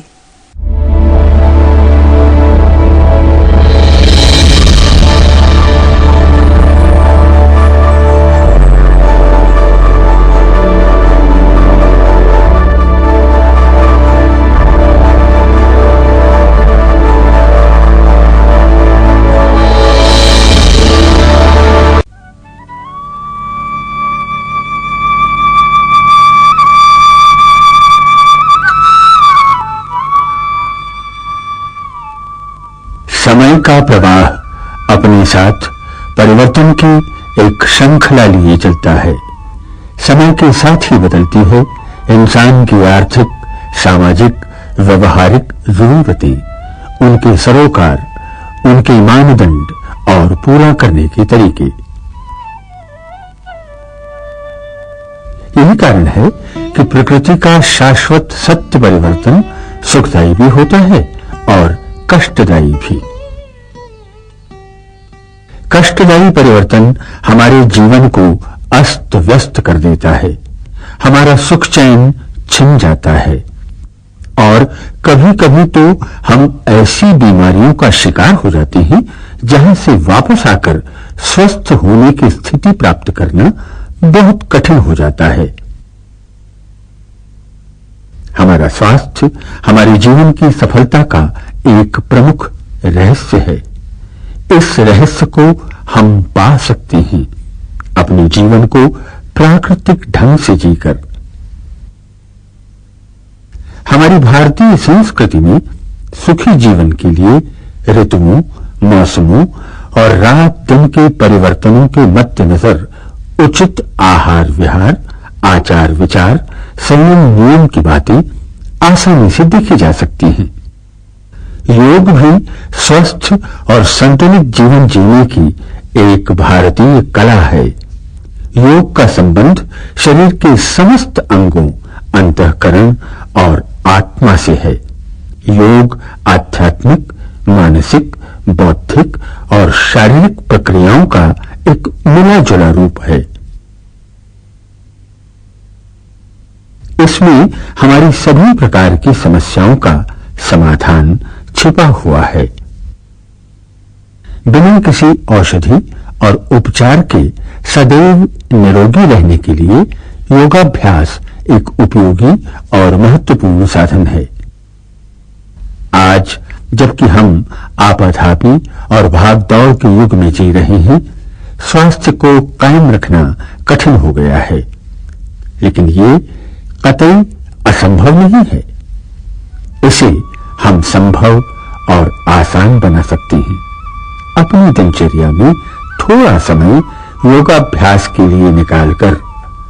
याद रखें, सफल जीवन के लिए चाहिए स्वस्थ जीवन। स्वस्थ जीवन हम पा सकते हैं योग से, योग करके।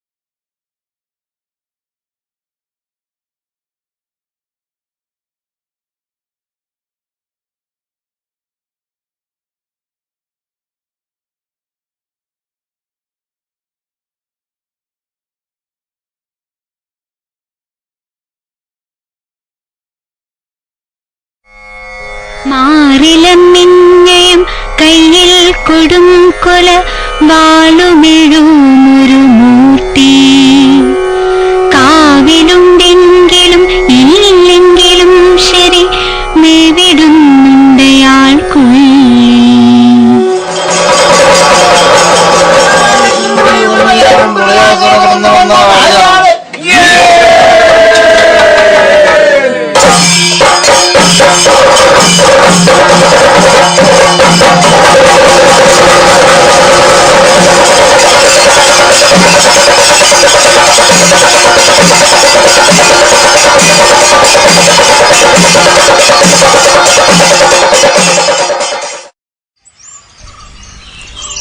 The ritual arts, with their roots in pagan ancestry and dedicated to the worship of nature and the mother goddess, have existed long before temples and organized religions did. When the ancient deities were transplanted into the enclosed spaces of the temple, the arts that celebrated them too found their way there. The passage of time and the lack of proper patronage have, however, threatened many of these ritual arts with oblivion. Mudiyata is one ritual art form that has survived the tribulations of time. Even today, it continues to flourish as a major ritual art performed to placate the mother goddess Kali.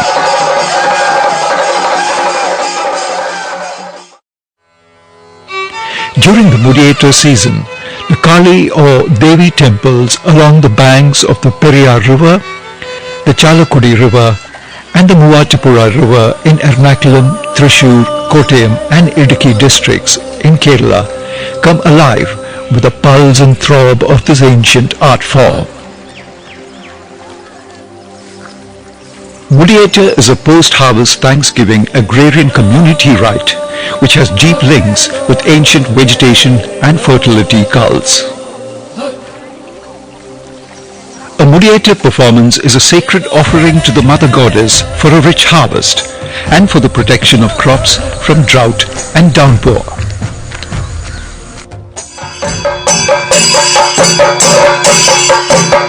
In Mudiyata, the entire community participates in the performance. കാളി എന്ന് പറയുന്നത് ഒരു മാതൃദേവത എന്നുള്ള നിലക്ക് രക്ഷയും ശിക്ഷയും ഒരേ അവസരം, അത് എല്ലാ മാതൃദേവതകളും ആ രീതിയിൽ തന്നെയാണ് ഉണ്ടാവുക. രക്ഷിക്കുക മാത്രമല്ല ശിക്ഷിക്കുകയും ചെയ്യാൻ ഒരു മാതാവ് എന്നുള്ള നിലക്ക് അധികാരമുള്ള ഒരു ദേവതയാണ്. എല്ലാ ദേവതയും അങ്ങനെയാണ്. കാളി ആ കാര്യത്തിൽ വളരെ മുൻപന്തി നിൽക്കുന്ന ഒരു ദേവതയാണ്. ഈ ഒരേ അവസരം കാളി ശിക്ഷിക്കും. പക്ഷെ അതോടൊപ്പം തന്നെ അതിനെ പ്രീതിപ്പെടുത്തിയാൽ അത് രക്ഷകയാണ് എന്നുള്ള രീതിയിൽ ജനങ്ങൾക്ക് ബോധ്യപ്പെട്ടിട്ടുണ്ട്. അങ്ങനെ ബോധ്യപ്പെട്ടതുകൊണ്ടാണ് ആവശ്യം വരുമ്പോൾ താണ് വീണ് അപേക്ഷിച്ചാൽ എന്തും നൽകാൻ. ഇപ്പോൾ കാളിയുടെ ഭാഗമാണ് അല്ലെങ്കിൽ വസൂരി എന്ന് പറയുന്നത്. വസൂരി കൊടുക്കുകയും എടുക്കുകയും ചെയ്യുന്ന ദേവതയാണ് കാളി.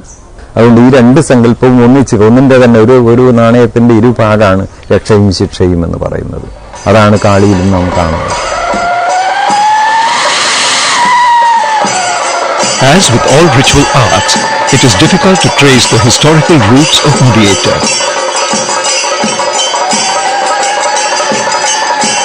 The word Mudiyata itself refers to the imposing and impressive headgear, or the mudi, worn by the artist who assumes the form of the goddess Kali.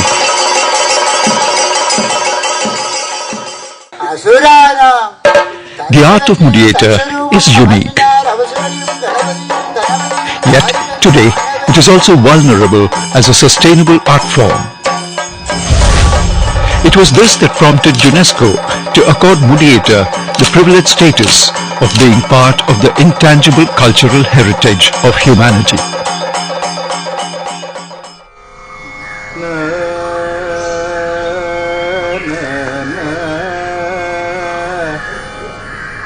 At the heart of Mudiyata lies the sacrosanct ecological principle found in the old and trusty saying, Kava Tendiyal Kudivellam Muttum,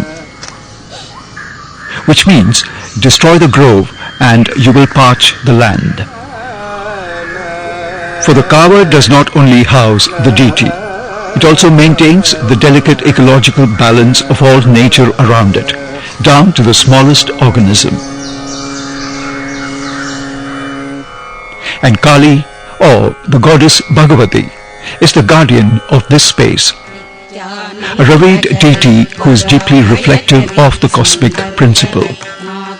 The villagers believe that it is this symbiotic and inviolable relationship between them and the Kava which ensures that their wells rarely go dry.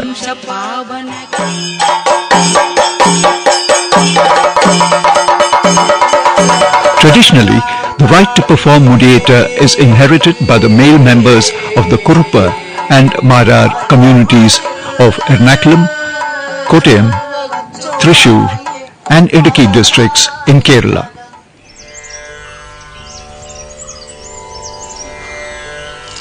The performers usually hail from the Kerala, Parur and Koratti families. For them, to be a Mudiyetta performer is a divine privilege.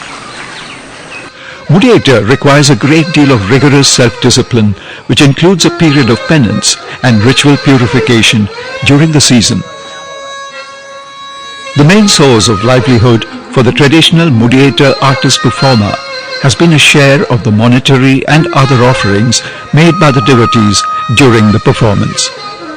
കാളിവേഷം ആദ്യം ചെയ്യാൻ തുടങ്ങുന്ന വർഷം ഞാൻ 8 കാളിവേഷങ്ങളാണ് ഒരു വർഷം ആകെ ചെയ്തത്. 8 മുടിയേറ്റ് ഞങ്ങൾക്ക് ഉണ്ടായിട്ടുള്ളൂ.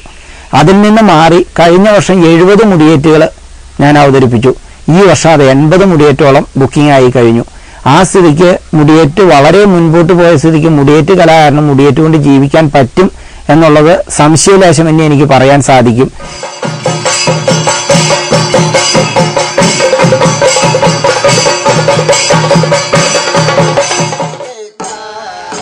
It's only recently that schools and institutions have started providing training in this ritual art.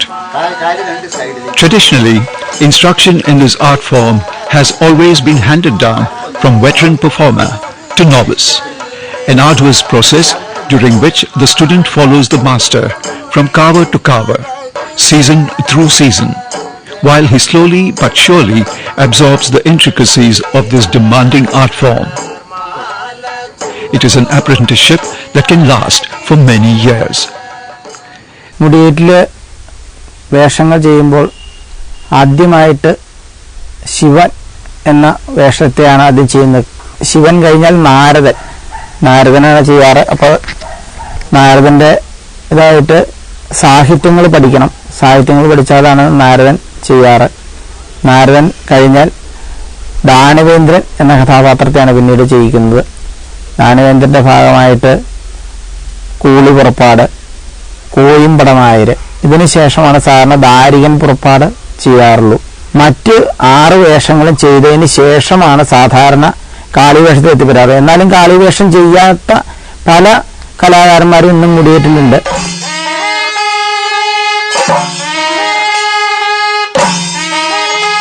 There is no rehearsal or preparation for the performance.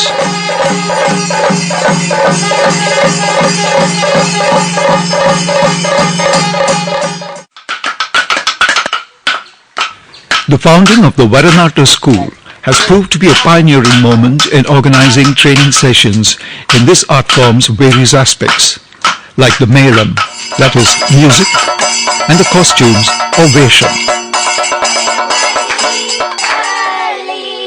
Perhaps the most remarkable feature of the school is that it is open to anyone who wishes to learn the various aspects of Mudiyetta regardless of their caste. പണ്ട് മാരാർ കുറുപ്പ് സമുദായത്തിൽപ്പെട്ടവർ മാത്രം മരുമക്കത്തായ സമ്പ്രദായ വഴി അവതരിപ്പിച്ചിരുന്ന ഈ അനുഷ്ഠാന കല ഇനി നശിച്ചു പോകാതിരിക്കുവാനായി ഇന്ന് കിഴക്കേ വാരനാട്ട് മുടിയേറ്റ് പരിശീലന കളരിയിൽ കൂടി ഹിന്ദു സമുദായത്തിൽപ്പെട്ട അനുഷ്ഠാനത്തോടുകൂടി ഈ കല പഠിക്കുവാൻ തയ്യാറുള്ള എല്ലാവരെയും പഠിപ്പിക്കുകയും 1 വർഷം കൊണ്ട് അവരിൽ പലരുടെയും അരങ്ങേറ്റം നടത്തുവാൻ സാധിക്കുകയും ചെയ്തിട്ടുണ്ട്. This boy is a Pulayan from the Dalit community who bears out Kurup's words. ഇതുകൂടി മാത്രം ഉണ്ണി കുന്ത വെച്ചിട്ടുണ്ടാ ഈ വിളക്കാണ് Pullumala. In many ways, Mudiator approximates the norms and ideology of theatre. And, like theatre, the allure of a Mudiator performance is born out of the overall impact of gesture, movements, rhythm and performance.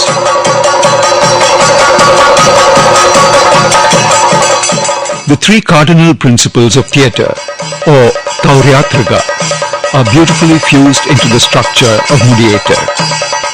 Here, the Angika Vinaya comprises of Irunnatam, Padinyatam and Ilagiyatam. It is the last of these, Ilagiyatam, that sets the actor free to improvise and manipulate the pace and rhythm of his movements, as he invokes the various rasas.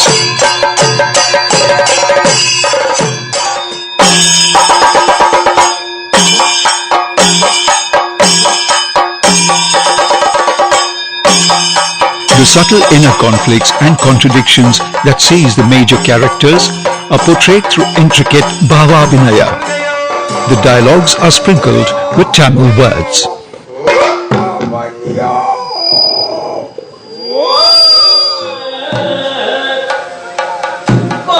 In a Mudiator performance, the conventional ideas of theatrical space become irrelevant. It is in fact visualized as occurring in all of boundless space itself, with the temple yard, the surrounding landscape, and even the star-studded sky, providing a natural and fitting background to the often fiery theatricals of the performance.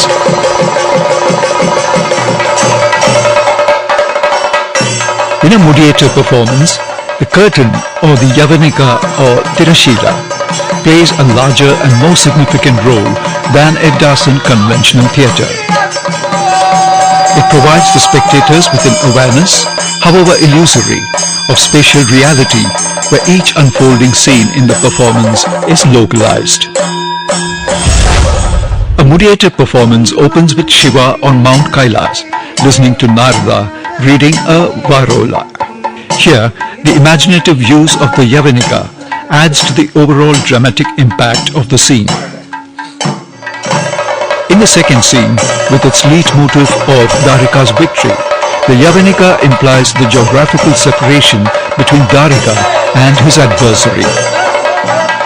This device cunningly suggests that Dwarika has placed himself atop Udaya Parvatam, near Astamaya Parvatam, but is still very far from Yamakuda Parvatam.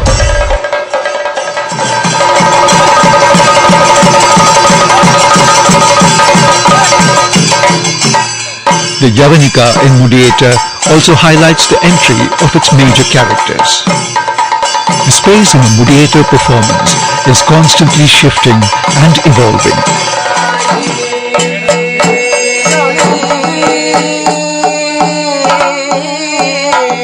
The music in Mudiator invokes a priceless heritage that strives to recapture the primal harmonies of a lush and pristine landscape through an assortment of percussion and wind instruments like the chenda, the ilathalam and the shankar. കാളിപ്പുറപ്പാടിന് ആദ്യം ഉപയോഗിക്കുന്നത് ചെമ്പടതാളം. ഡിഡിൻ നനഗണ നനഗണ നനഗണ ഡിഡിൻ നനഗണ ഡിഡിൻ നനഗണ നനഗണ നനഗണ.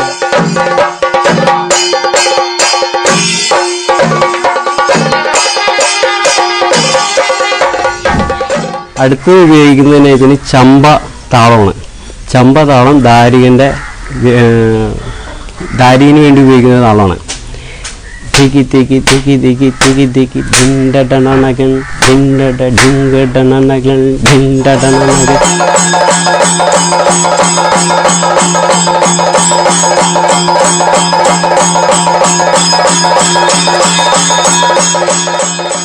മുടിയേറ്റിന് പണ്ട് കാലത്ത് കാളിപുറപ്പാടിനും ദാരികം പുറപ്പാടിനും പഞ്ചാരി അഞ്ചാം കാലമാണ് കൂട്ടിയിരുന്നത്. എന്നാൽ പിന്നീട് അത് കാളിപുറപ്പാടിനും ദാരികം പുറപ്പാടിനും ഒരേ താളങ്ങൾ വരുന്നതുകൊണ്ട് അതൊരു ആവർത്തന വിരസത അല്ലെങ്കിൽ കേൾവിക്കാർക്കൊരു സുഖം കുറയും എന്നുള്ളത് കൊണ്ട് കാളിപുറപ്പാടിന് മുറിയടന്ത താളത്തിലേക്കാക്കി മാറ്റി. മുറികടന്ത കുട്ടി അങ്ങനെ പോന്നപ്പോൾ അത് മുറികടന്തേക്കാളും കേൾക്കാനും യുവതലമുറ ഉൾക്കൊള്ളുവാനും പറ്റിയ ഒരു താളം കണ്ടെത്തണം എന്ന് ധരിച്ചിട്ട് ചമ്പ താളത്തിലേക്ക് ആക്കി.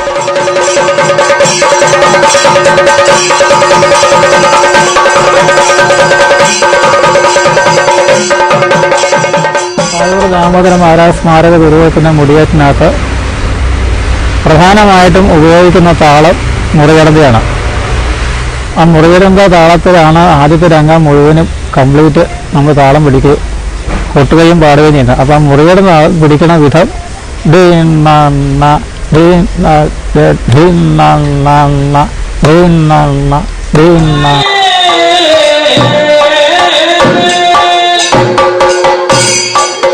ദാരികന്റെ പുറപ്പാട്, അതുപോലെ ഭദ്രകാളിയുടെ പുറപ്പാട്, അതുപോലെ കൂടിയാട്ടം, അതായത് യുദ്ധരംഗം. ആ യുദ്ധരംഗത്തിലൊക്കെ മുഴുവൻ നമ്മൾ കൊട്ടുന്ന ഒറ്റക്കോല് കൂട്ടും.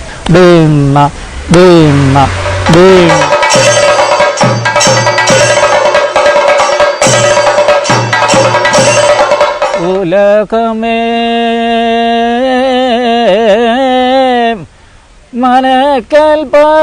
The songs of Mudiata are mostly a synthesis of Malayalam and Tamil and follow the Sopanam tradition. Every song is set to a particular raga and thala. Some of the more popular ragas on the Mudiata performance circuit are the Mukhari, the Nilambari, the Ananda Bhairavi, the Mohanam and the Bilahari. The various masks and costumes of Mudiata have a distinctive ethnic flavor. Through them, mere mortals are transformed into malevolent asuras or compassionate devas. Dharika's costume resembles the costume of Kathakali with its prominent headgear and facial makeup, while the back portion of his costume is reminiscent of that of the Chakyar in another traditional Kerala performance art form, the Kuta.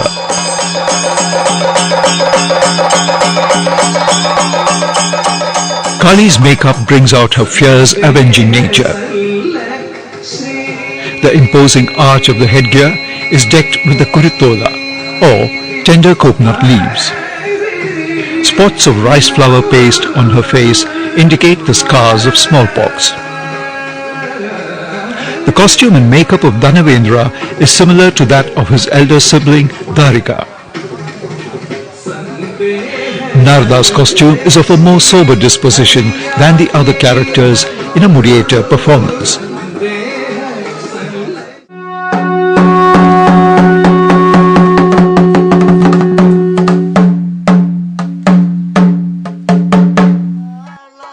A Mudiata performance invariably begins with a Kalameritha, in which the image of Kali is drawn painstakingly on the ground. As in other ancient ritual arts, the colors used in the Kalameritha are derived from nature. Kali is drawn in 5 colors, or the Panchavarna: white rice powder, yellow turmeric powder, red from blended turmeric and lime, black derived from burned coconut husk, and the natural green of leaves. The 5 colors symbolize the 5 elements of water, air, sky, fire, and earth.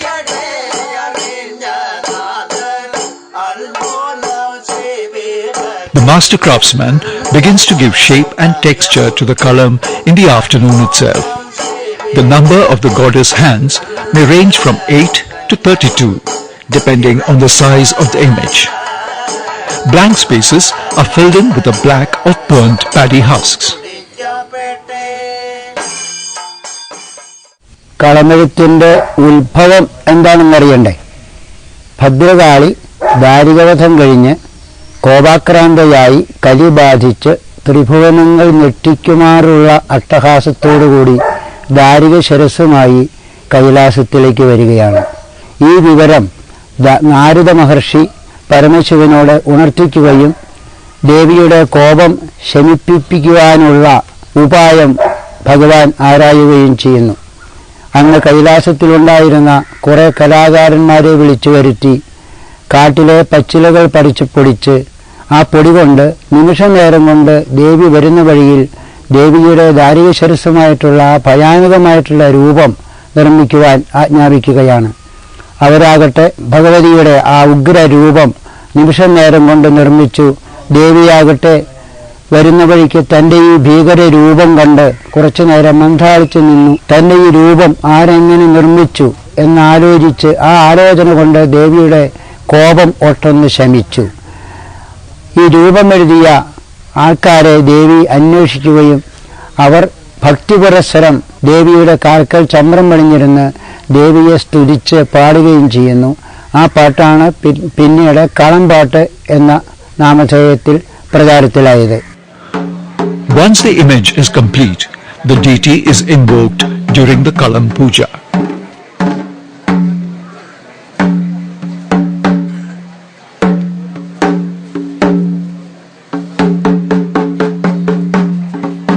As dusk falls, the temple and its surroundings slowly take on an otherworldly air, quite unlike their everyday one.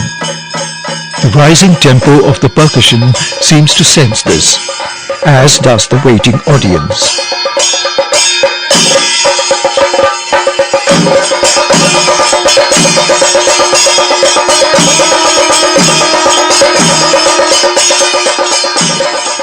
The legends and mythology of Kali animate the atmosphere.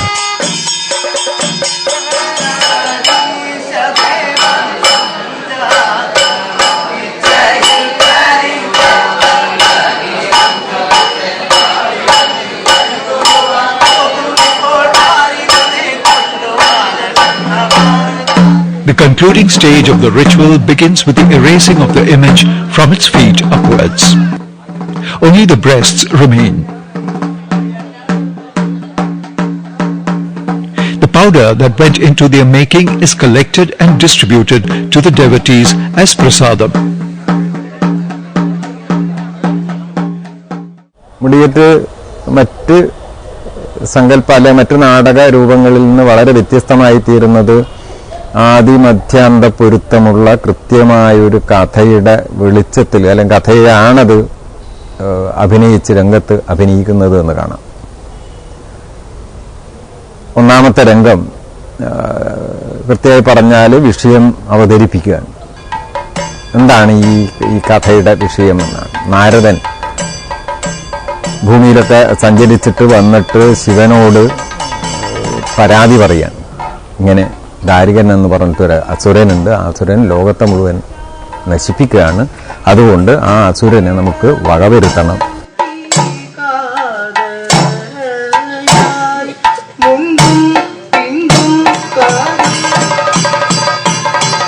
The second stage of the performance sees the demon king Dwarika presenting himself before the audience. His exaggerated gestures betray his fierce pride and arrogance.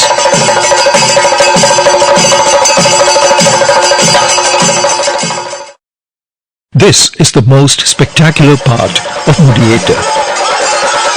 It is with Kali's appearance that the boundaries between audience and performance, and, it seems, of even time and space, begin to disintegrate.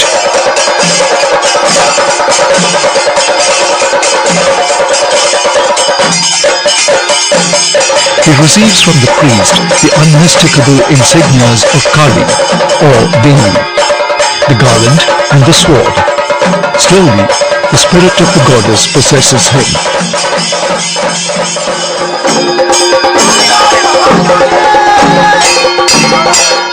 No longer is he an ordinary mortal, but a supreme being of unearthly and unpredictable power.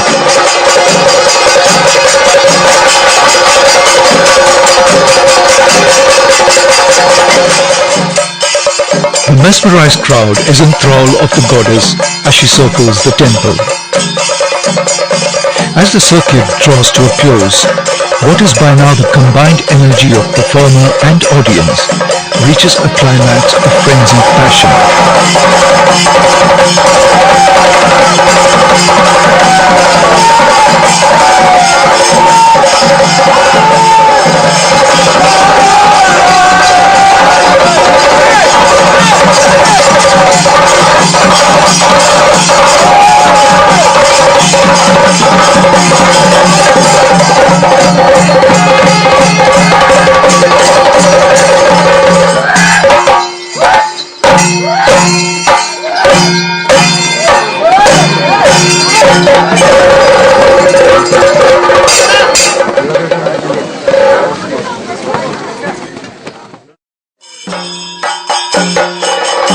once again, Kali puts on the mudi and challenges the Asura brothers to battle.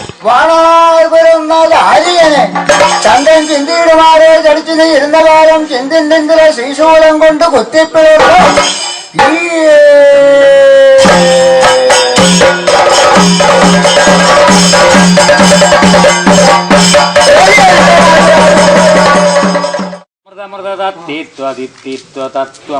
Coimbadar is the prototypical image of the theatrical clown, whose jocular insights into the ongoing drama reveal a deep and wise intelligence.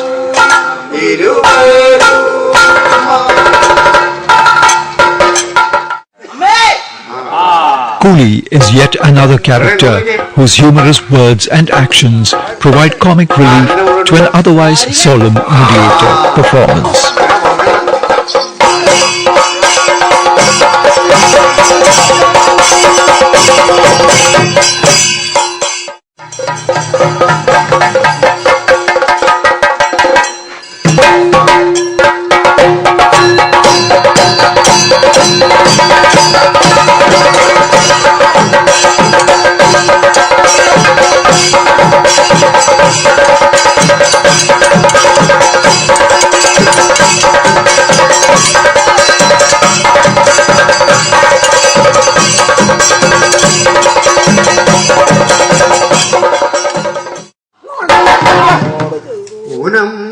The slaying of Dwarika is suggested through the theatrical metaphor of removing his mudi, followed by the performance of his last rites.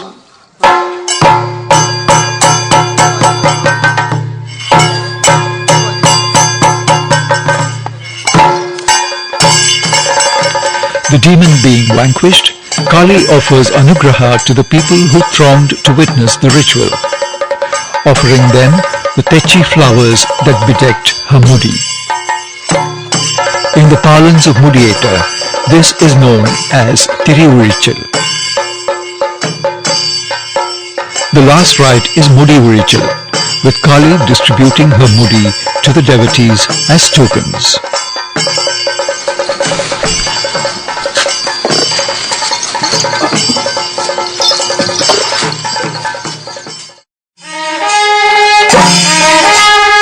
Mudiator is one of Kerala's greatest contributions to world theatre. Fascinating and ultimately liberating.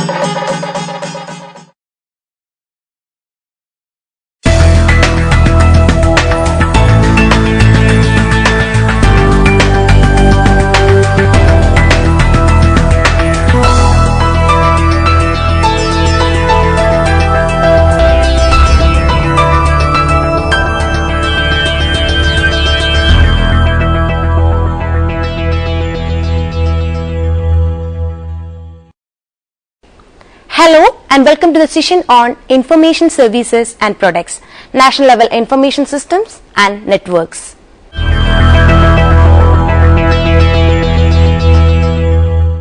The role of information systems and networks in the national level is being increasingly recognized by the scientific and technological information users, policy makers, administrators, scholars, scientists, decision makers, etc. This module discusses some national level information systems and networks. National level information systems. National Institute of Science, Communication and Information Resources, NISCAR.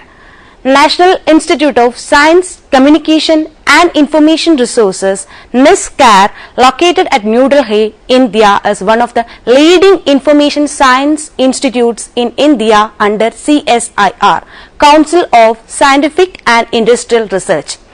NISCAR came into existence on 30th September 2002 with the merger of National Institute of Science Communication, NISCOM, formerly known as the Publication and Information Directorate, PDI, and Indian National Scientific Documentation Centre, INSDOC. Both NISCOM and INSDOC, the two premier institutes of Council of Scientific and Industrial Research, CSIR, were devoted to dissemination and documentation of S&T information respectively. With the formation of NISCAR, the multi-faceted activities of INSDOC and NISCOM have been merged, making the newly emerged institution capable of providing best platform for developing human resources using available modern ICT infrastructure in an effective manner. Objectives of NISCAR. The main aim of NISCAR is the dissemination of scientific and technical information through various information products and services provided by the institution. The objectives of NISCAR are as follows: to provide formal linkage of communication among the scientific community in the form of research journals in different areas of science and technology, to disseminate science and technology information to general public, particularly to school students, to inculcate interest in science among them, to collect and disseminate information on plant and mineral wealth and industrial infrastructure of the country, to harness information technology applications in information management with particular reference to science, to act as a facilitator in furthering the economic, social, industrial, scientific, commercial development by providing access to relevant and accurate information, to develop human resources in science communication, library, documentation and information sciences and S&T information management systems and services, to collaborate with international institutions and organizations having objects and goals similar to those of NISCAR. Any other activity in consonance with mission statement of NISCAR. Activities and services of NISCAR. The core activity of NISCAR is to collect or store, publish and disseminate S&T information through a mix of traditional and modern means which benefits different segments of society. To meet the above objectives, the following services and activities are organized: CSIR News and CSIR Samachar. NISCAR publishes CSIR News English fortnightly and CSIR Samachar Hindi monthly. These publications serve as an effective link between various CSIR laboratories. It provides information on various R&D organizations, university departments and industry. National Prior Art Search Services Facility, NPASF. Under this facility, the following services are provided: Prior Art Search Services, Patent Drafting Services, Patent Informatics Services. Editing. NISCAR provides editorial services for conference proceedings, scholarly books, popular science books, etc. for other organizations on man-hour basis. Information services. NISCAR offers various information services. Some of these have been listed below. Translation services. NISCAR provides translation of S&T documents from 20 foreign languages into English. NISCAR provides a reverse translation, English into foreign language also. Bibliometric services. Under this facility, the following services are provided: citation analysis, impact factor of journals, multi-faceted bibliometric analysis, bibliometric analysis. NISCAR is the National Center for ISSN, International Center for assigning ISSN number to serials published in India. Content Abstract and Photocopy Service, CAPS. Literature Search Service. Medicinal and Aromatic Plant Service based on the Wealth of India and MAPA database. Human Resources Development, HRD. NISCAR's HRD programs can be categorized as follows: short-term training programs, attachment training program, one-side training programs. Book exhibition. To reach the buyer directly, NISCAR participates in most of the books exhibition organized in the country at state, national and international levels. Consultancy programs. NISCAR offers consultancy services in several areas: modernization, automation and reorganizations of libraries and information centers. Design and development of specialized databases for various organizations. Editing, designing, production and printing. CD-ROM publication jobs. Raw material herbarium and museum. It provides consultancy services on identification of plants and crude drugs of plant origin. The herbarium houses over 8,000 specimens of economic and medicinal plants of India, and the museum comprises over 3,000 samples of crude drugs, animal and mineral specimens. NISCAR has published a handbook on herbaria in India and neighboring countries. Recently, NISCAR has published a book entitled Field Manual on Herbarium Techniques. The book highlights the current approaches for the use of state-of-art technology for collection of plants specimens from various groups of plants, their preservation, identification, nomenclature, methods of documentation of information of plants and management of herbaria and other relevant areas associated with herbarium techniques and research. Popular science magazines. NISCAR publishes popular science magazines in 3 languages. It covers latest scientific developments for all kind of users. Magazines are Science Reporter, English Monthly, Vigyan Pragati, Hindi Monthly, and Science Ki Duniya, Urdu Quarterly. Popular science books. NISCAR publishes a large number of popular science books in several areas, include fundamental science, contemporary area of science, and science entertainment. NISCAR has brought out as many as 60 popular science books in English under different series, and 28 books have been brought out in Hindi also. Wealth of India, WOI. WOI is an encyclopedia of Indian natural raw materials. A continuous activity of NISCAR is to publish the supplements of WOI. Bharat Ki Sampada, the Hindi version of Wealth of India, is also available. Electronic publishing. NISCAR publishes a digital version of its major publications such as Indian Science Abstracts, Medicinal and Aromatic Plants Abstracts, The Wealth of India and Raw Materials series. Journals published by NISCAR.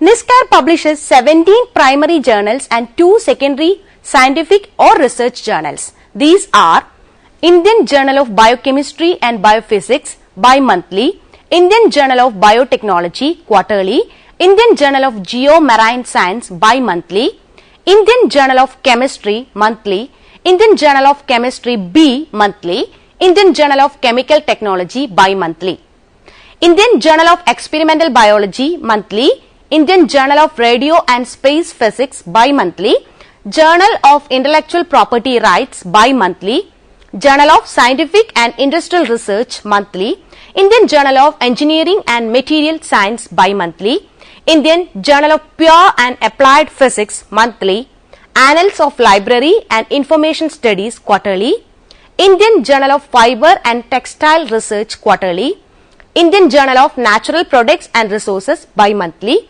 formerly it is known as National Products Radiance, Indian Journal of Traditional Knowledge quarterly, Bharatiya Vaigyanik Evam Audyogik Anusadan Patrika Hindi half yearly.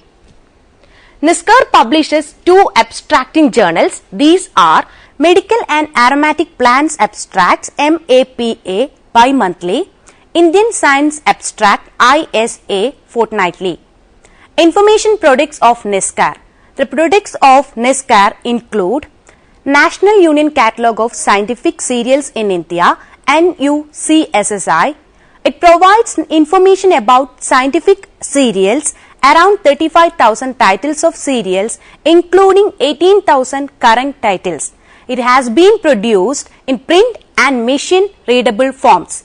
Presently, the online version of NUCSSR is available. Indian patents on CD-ROM. It is a bibliographic database that provides information on more than 52,600 patents granted in India from the year 1975 to 2002. Indian Science Abstracts on CD-ROM. It is a cumulative database of nearly 2 lakhs Indian science abstracts covering the period from January 1990 to December 1999. Compendium of Indian medicinal plants. It gives information on isolation of compounds from plants and describes their biological activities. National Science Library NSL. NSL was set up in 1964. It aims to acquire R&D reference sources, Indian S&T publications, foreign communication technology, computer science, conference proceedings, technical reports, library and information science and other sources relevant to S&T community of the country. The NSL has over 2,40,000 printed collection of S&T documents, which includes monographs, bound volumes of journals, standards, patents, reports, theses or dissertations, online databases and CD-ROM databases, etc. NSL has about 1,20,000 bound volumes of journals. Currently, NSL subscribes about 1,250 Indian periodicals and 300 foreign periodicals. NSL is enriching with 4,256 international e-journals published by 16 publishers. Directory of STM Library and Directory of STM Journal are main products of NSL and e-journal consortium. Institutional repositories and Directory of STM Library are main projects of NSL. Membership of NSL is open to individuals, institutions, and it offers various services that include reader services, document copy supply services, interlibrary loan services, copying service, technical query service, walk-in user facility, online public access catalog, photocopying service, literature search, reference service, content abstract and photocopy service CAPS, bibliometric service and ISSN. International relations. NISCAR maintains relation with number of countries such as Great Britain, Hungary, Egypt, Mexico, Poland, USA, etc. It also cooperates with several national and international organizations for exchange of information. NISCAR is serving well the cause of scientific information in the country. The role of NISCAR in the conglomerate of information system and service is unique. To conclude, NISCAR will play a major role in networked information society that assure its prime importance in the future information market of the country. National Social Science Documentation Center NASDOC. National Social Science Documentation Center NASDOC, New Delhi was set up in 1969 by the Indian Council of Social Science Research ICSSR with the object of providing information support to social science research activities in India. Formerly, its name was SSDC, Social Science Documentation Center. This name was changed to NASDOC in 1985. It is considered as one of the largest repositories of bibliographical databases in the area of social sciences. The objectives of NASDOC are to provide library and information support service to the researcher in the field of social sciences, to provide support to those working in the academic institutions, autonomous research organizations, policy making and planning and research units of government departments, business and industry, to disseminate information about developments in social science research, to inform scholars about the current and retrospective materials available for the research, to provide guidance to libraries of ICSSR regional centers and ICSSR maintained research institutions.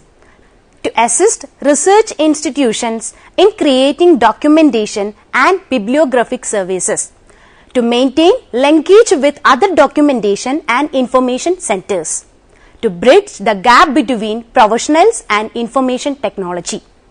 Activities of NASDOC: building up a collection of reference materials of research value and collecting unpublished doctoral theses approved by Indian universities and foreign theses on India, research reports of the projects undertaken by ICSSR and other social science research institutions assisted by ICSSR funded seminars and conferences.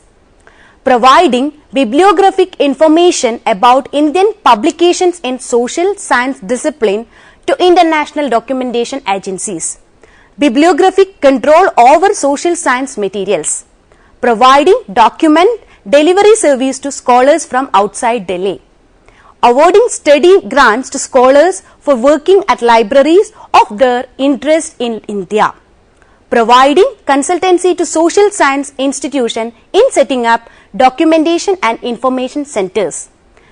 Conducting professional training programs under Continuing Education Program, Khana 1996. Research Survey Program. ICSSR conducted this program in 5 disciplines, was economics, geography, political science, psychology, education sociology and social anthropology. All the survey have been published by Council. Services of NASDOC. Bibliography on request. Bibliography on demand is a widely known support service provided by the NASDOC to social science research community.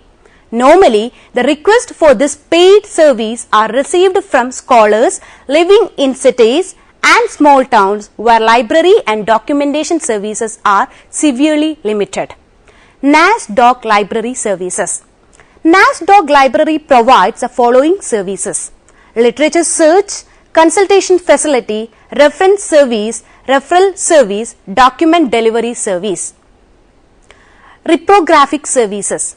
Photocopies are provided to the scholars from NASDOC collection and also from its own network. Translation services. Through arrangements with other institutions and translators, NASDOC also provides translation facility to the scholars. MOU between NASDOC and Vidyanidhi. The objective of this MOU is to contribute to the quality research capacities and productivity in social sciences in Indian universities. Documentation Center on Asian Studies, DOCAS.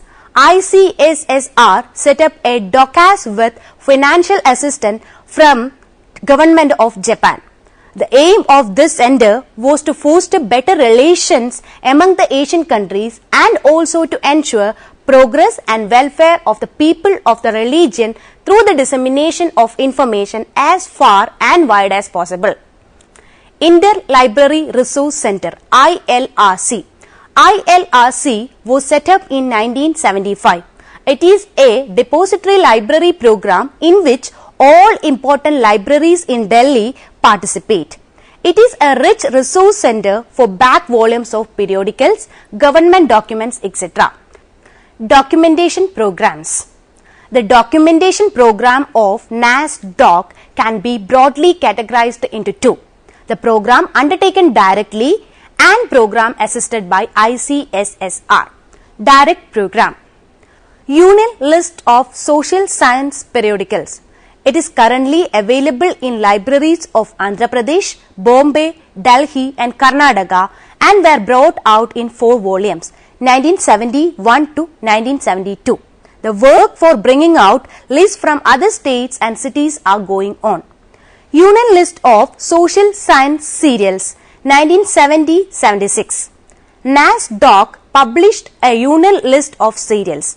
It helps to locate needed serials if available in any of the participating libraries. Union Catalogue of Newspaper in Delhi Libraries.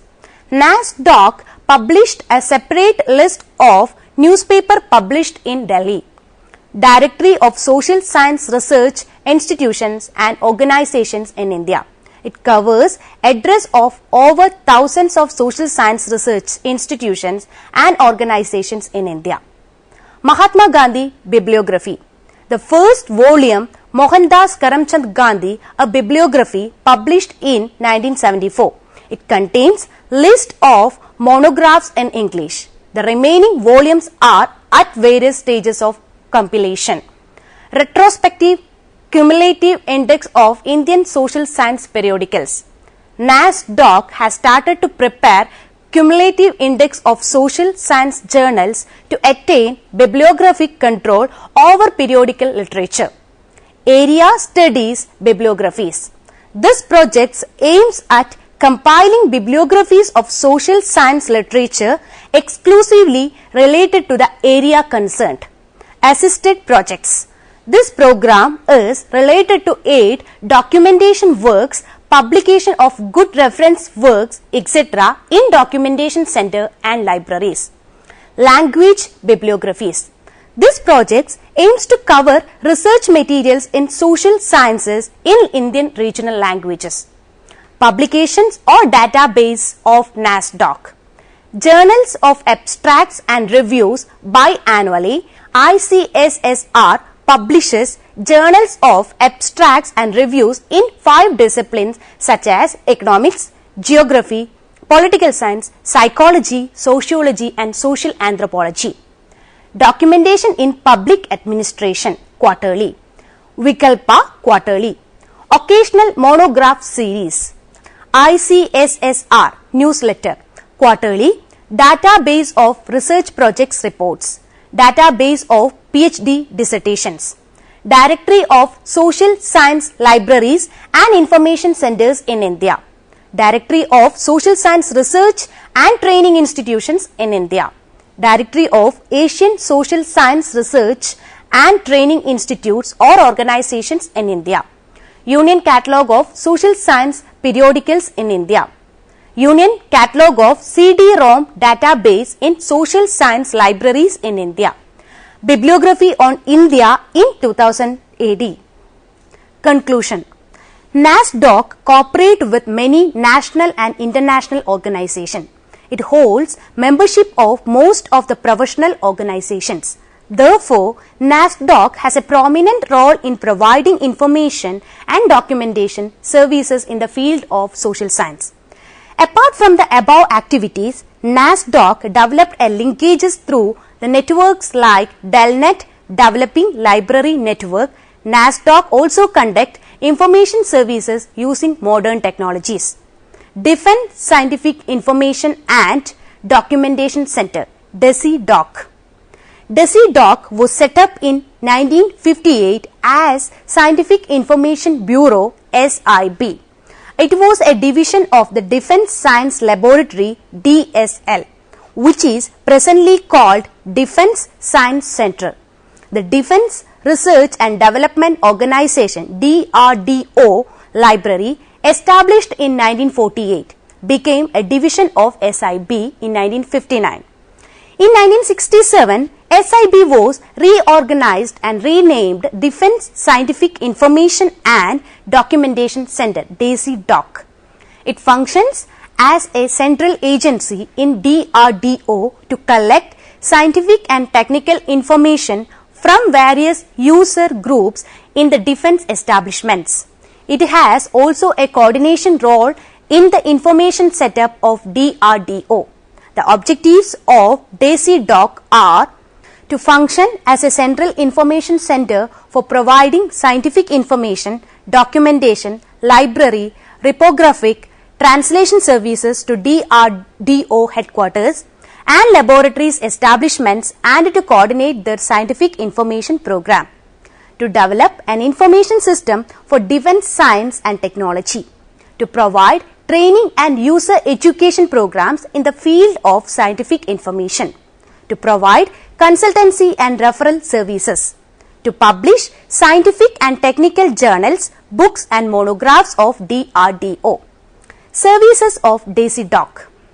The various services of DESIDOC are library services.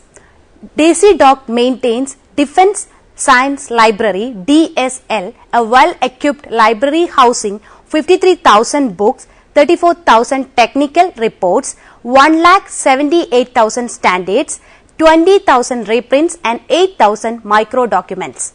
A good collection of British, American, German and Russian patents and a CD-ROM databases, etc. It gives access to online public access catalog, CD-ROM search, document supply service and resource sharing service. Information processing and dissemination. DRDO provides current awareness services and selective dissemination of information to DRDO scientists.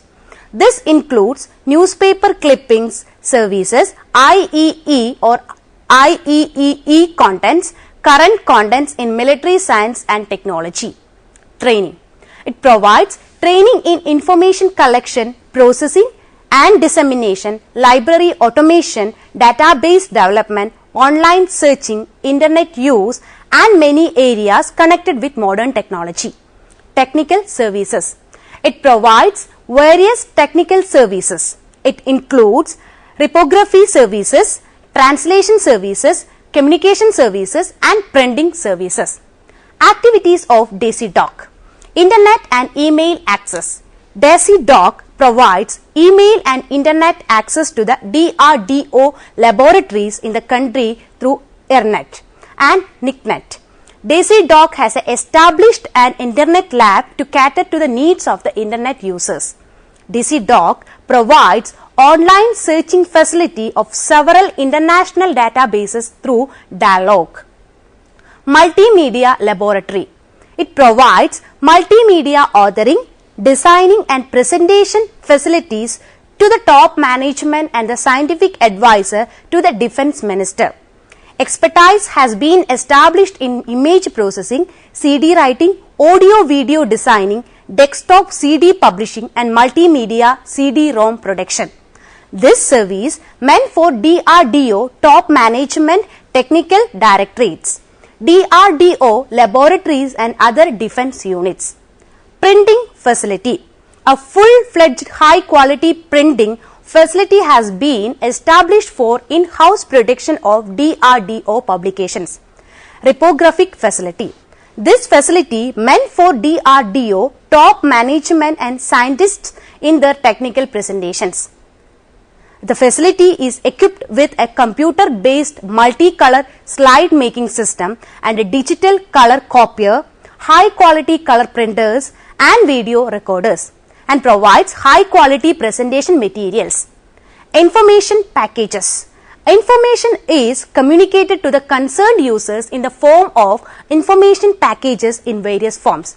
Bibliographies, SDI bulletin, current abstraction on electronics, patent information alert, defense report abstracts, DAISY-DOC list, state of the art report. Computerized information systems, technology focused publications of DAISY-DOC. Defense Science Journal bi-monthly, Technology Focus bi-monthly, DRDO Newsletter monthly, DRDO Samachar monthly published in Hindi. DAISY-DOC Bulletin of Information Technology, DBIT bi-monthly, Popular Science and Technology, R&D Digest bi-monthly, DRDO Science Spectrum Monographs, Pradyogiki Vishay quarterly. Conclusion. DAISY-DOC is an important national documentation center oriented towards the service to R&D works.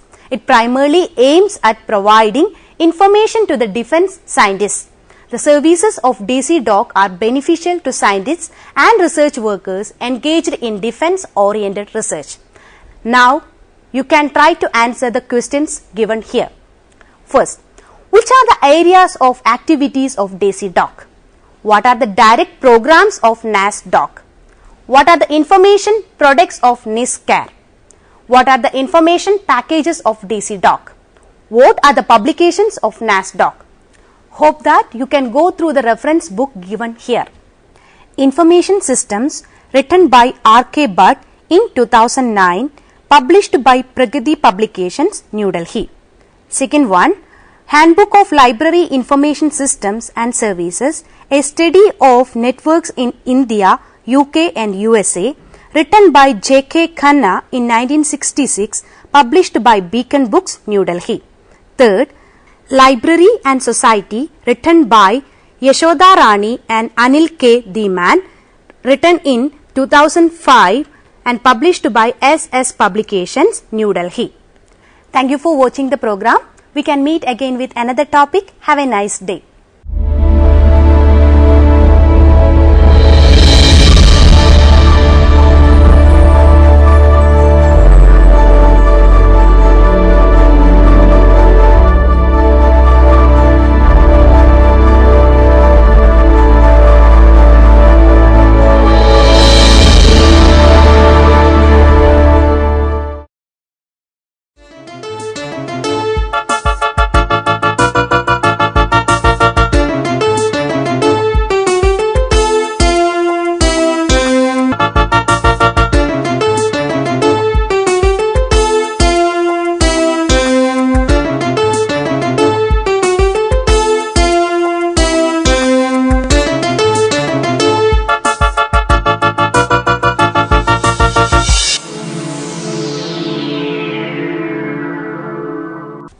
Welcome to Interface.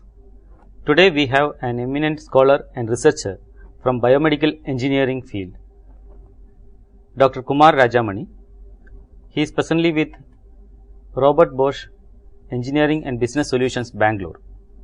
Prior to that, he was with GE and Philips, and he has also got a academic exposure at Amrita University as a chairman and head of the Department of Information Technology.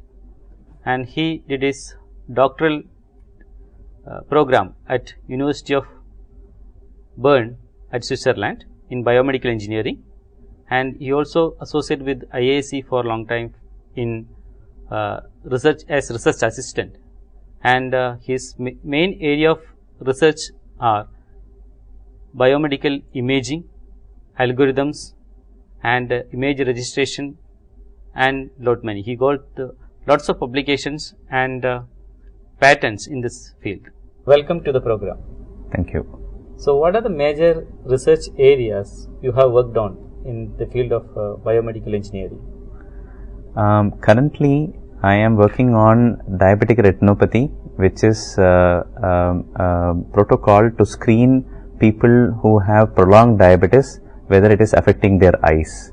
And we have at Robert Bosch built a camera which can take pictures of the posterior part of the eye, which is called the retina, and we have mechanisms and algorithms to find out if the diabetes a person has started affecting the eye, and automatically classify a person as being diseased or not diseased, and if he is having disease, where in the eye are the potential disease location. This is the current activity for the past 2 years I have been involved with, and prior to this I have worked on areas of oncology quantification, where we try to look at cancer and how does a cancer growth happen, and can you bring some metrics on an image. This is using magnetic resonance imaging, and we use 4D imaging along 3D for the image and 4D along the time, and we try to quantify images telling where are the cancer regions.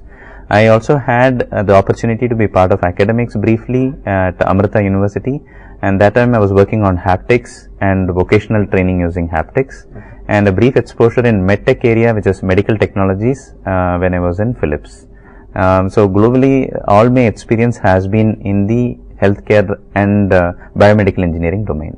Engineering and medicine are now increasingly in a indivisible mode. And of course, this biomedical engineering is the forefront of this shift now. So, how will you analyze in a global perspective this point?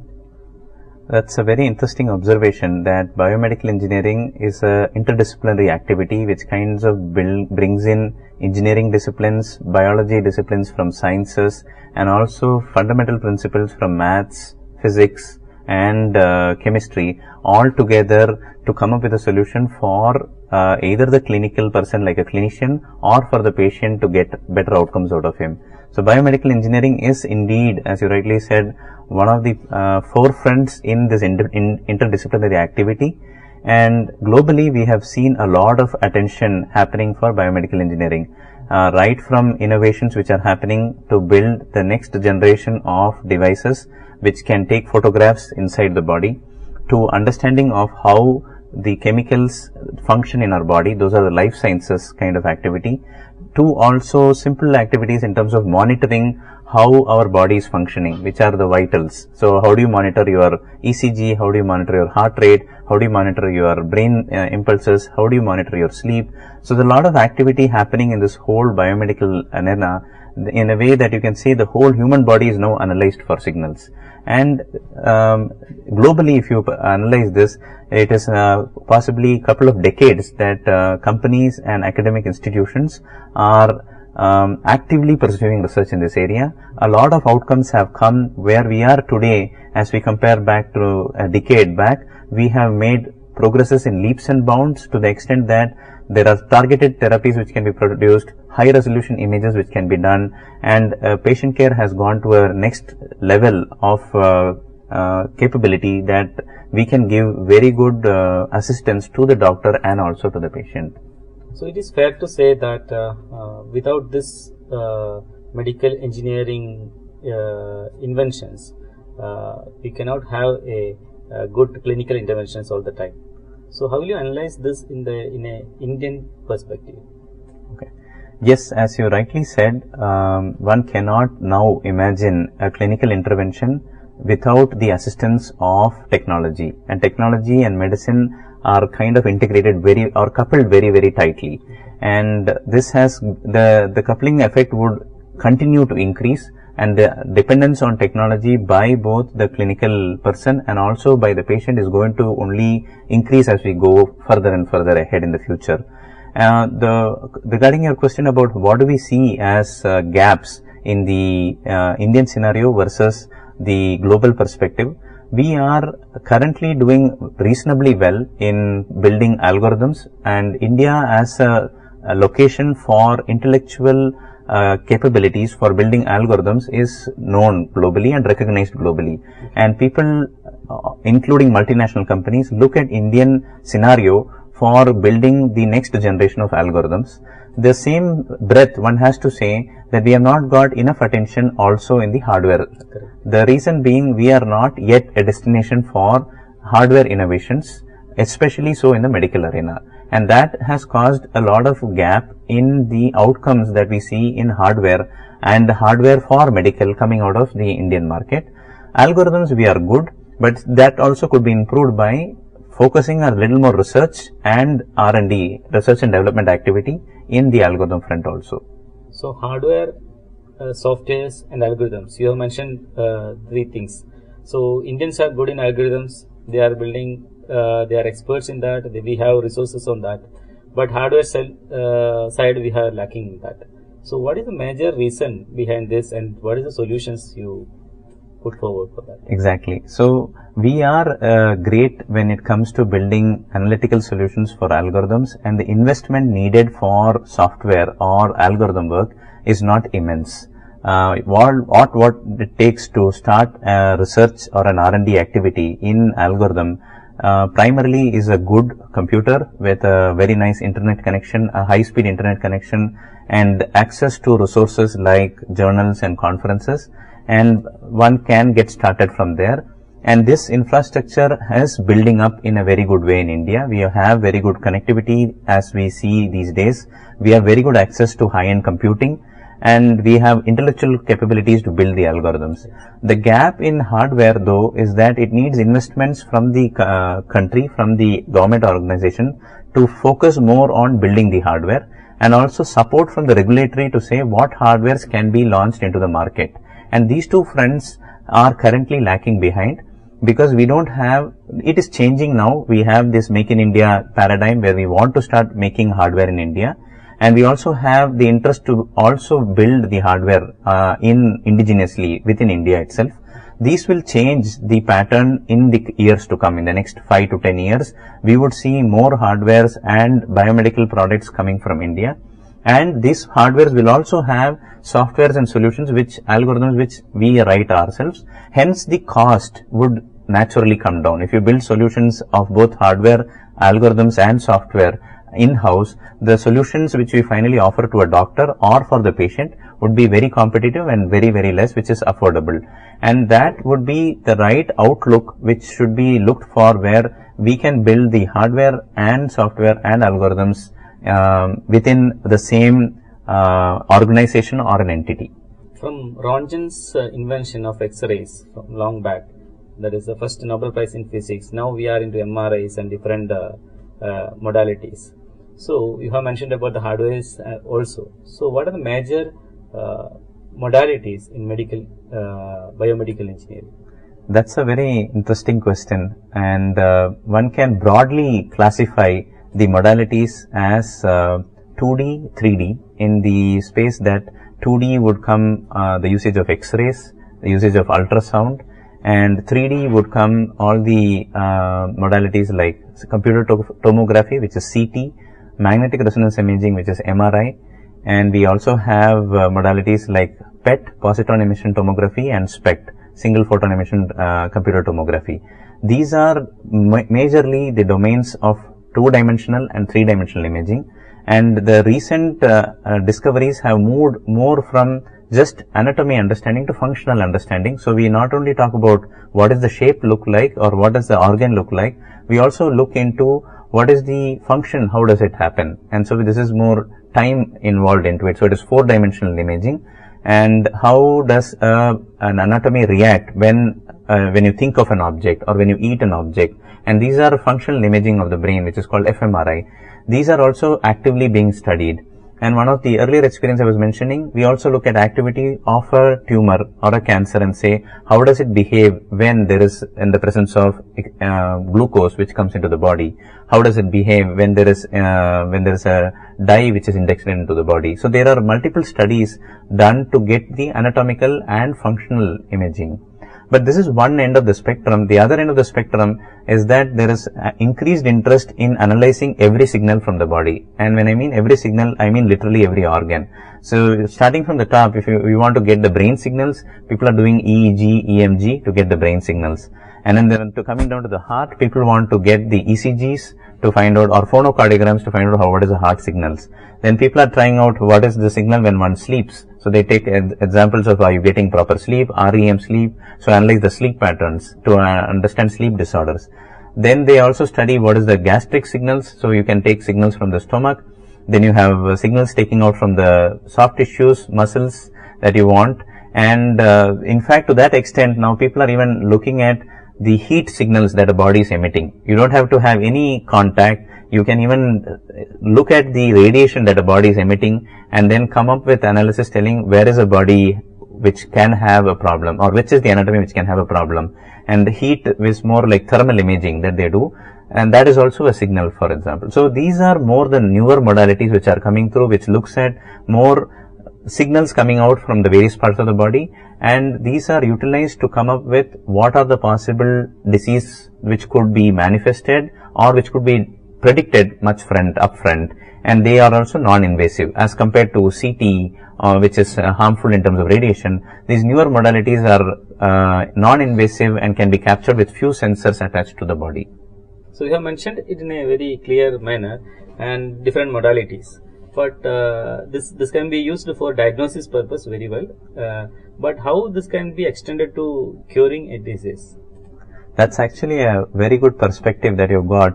Are these modalities or the technology that we are building only used for discovering a disease or identifying a disease? Can they also be used for treating? And that is exactly where biomedical engineering is heading towards. The forefront of biomedical engineering now is looking at modalities which can also cure as they determine. So for a few examples related to this, the same magnetic resonance imaging can be used, a focused magnetic energy can be used to also heat up a place, or a focused ultrasound can be used to burn a tissue. So ultrasound, we know, is more just to see whether a given anatomy is functioning well or how the anatomy looks like. So structurally we know what is the anatomy, functionally we know how is it working. But if you focus the same ultrasound, you can also burn a tissue. And suppose you say there is a particular tissue which is not working well, the same ultrasound in a focused mode can be used to burn that. Same holds good for laser ablated treatments. Laser can be used for getting an anatomy. A simple area is laser used for screening the eye. You get a picture of the retina, which is called optical coherence OCT, optical coherence tomography. The same laser can be used to burn certain regions in the retina when it is not functioning well, or there are regions which are diseased. You can use it for burning out those regions. So same modality, people want to use it for diagnosis and extend it to treat. And the forefront of this is combining technologies. One which gives it anatomical information, other which does treatment. So you could use MRI to find out which is the anatomy, how is it functioning, and ultrasound to burn if it is something is wrong. So MRI, ultrasound, combined technology. Then multimodal technologies are now in the forefront where they use to diagnose and treat. And the other arena where we see treatment coming into place is also for these signals. When you say you find out a phonocardiogram or say a heart signal which is not functioning fine, we look at other equipments which can aid the person in getting the patterns right. So this includes like implantable devices like pacemakers which are put into the heart so that the action of the heart becomes better. Those are kind of decoupled, but we also see a lot of coupled imaging plus treating, diagnosing plus treating as the next forefront of technologies which are coming up in biomedical engineering. Okay, for diagnosis and for therapy we are using these modalities. So what is the acceptance of the medical professionals in this? That is $1 million question to say whether technology which doctors build will, the technologies which engineers build, will doctors use it? Increasingly, we have seen that doctors were initially hesitant to learn one more newer area of technology. Doctors spend 5 to 7 years to get their basic degree, then they have to do a specialization to do an MD, then they have to do a super specialization, and then when technologists come back and say you have to learn one more area, you have to learn how to use a computer, how to use interfaces like touch, how to trigger an algorithm, how to analyze an algorithm. They become increasingly difficult to say that we don't want any new learnings. But the scenario is changing because over time, doctors have realized that if they use technology, they can perform better. They can bring better outcomes to patients. They can bring better results of a surgery. They can solve the difficult scenarios easily. And experience is no longer the main thing, right? Earlier, if you take a decade or 2 decades back, a doctor is good if he has done 100 surgeries. But now the same can be simulated, the same can be done in a lab, in a computer. You get the experience there and you don't really have to go and practice it on a rat or on an animal, and you still get the same level of experience and support. So if you lack in experience, computer supports you. To get you the experience, computer supports you. To evaluate your performance, computer supports you. When I mean computer technology, I mean. So this whole biomedical arena supports a doctor to increase his outcome and makes it more effective. And hence the younger doctors who are more receptive are more encouraging to build these technologies, to that extent that recent doctors now participate actively with engineers. There is a program called Emmrc program where engineers spend time in a hospital, spend time to learn what are the problems. This is called need identification, and then when they identify needs, go back and build the solution along with the doctor to find out what engineering solutions can be built for biomedical solutions. So what are the academic programs that we have once if one need to get into the biomedical career? Okay, that is a long-winded story. There are a lot of opportunities which are building up in many academic institutions. The basic of those are bachelor courses in biomedical engineering, and there are master's courses like MS programs and MTech programs in biomedical engineering. But as I have seen in my experience in the last decade or so, it is becoming increasingly difficult just to have a bachelor's degree and getting a career out of a biomedical engineering program. And the difficulty being that, as you rightly said in the beginning, it is an interdisciplinary program and it needs specialized understanding of both biology, of both the physics and maths of it, of also the engineering aspects of it. So just doing a 4-year program or a 5-year program doesn't enable any student to get to a good biomedical engineer core company and bring out the potential he has and make innovations in this domain.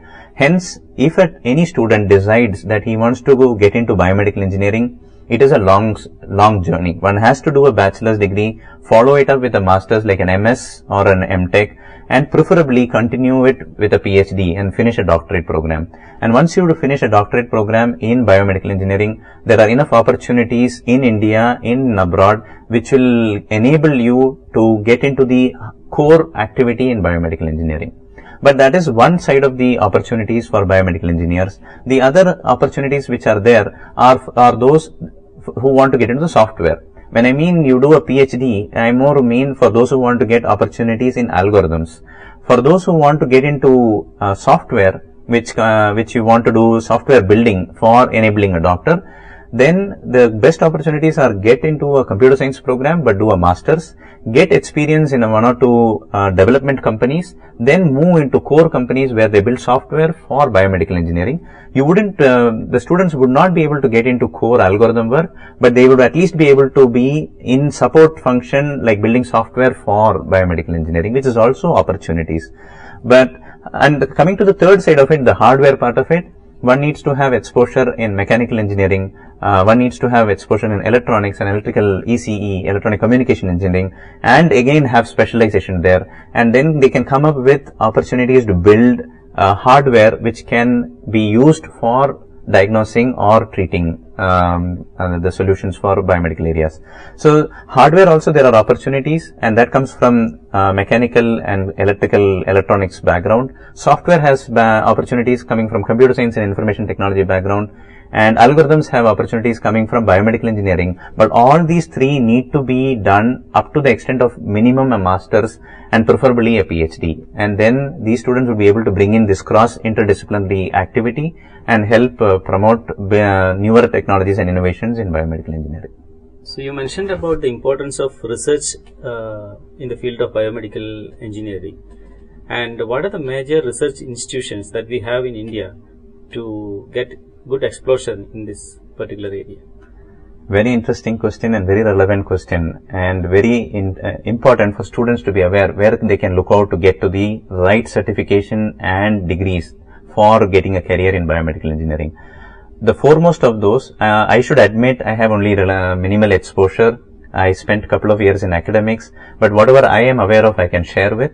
The foremost of those which I have seen is the Stanford Biodesign, which is a program done in collaboration with All India Institute of Medical Sciences, AIIMS, in Delhi, where they enable doctors and also engineers to form a team and work on one of the forefront of the problems. And that exactly has this concept of need identification, immersion in a hospital, where AIIMS gives them the opportunity to work, for an engineer to work in a hospital along with a doctor, look what are the problems they face in the hospital, and then come back and discover solutions. And this is an internship program. There is also a fellow, a Stanford Biodesign fellow, where you spend 6 months here in AIIMS, then they take you to 6 months to Stanford, and they train you on what is this biodesign process, teach you how to identify needs and how to build solution. And they put engineers and doctors in one team and come up with a solution. I have a couple of my friends who have done this program and being very effective in building the next generation products in biomedical engineering.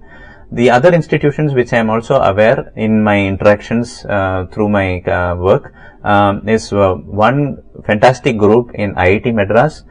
They have started a group which is called Healthcare Technology Innovation Park, HTIC Innovation Center, where they are doing cutting edge work on biomedical products, hardware, and also algorithms and software that they can build.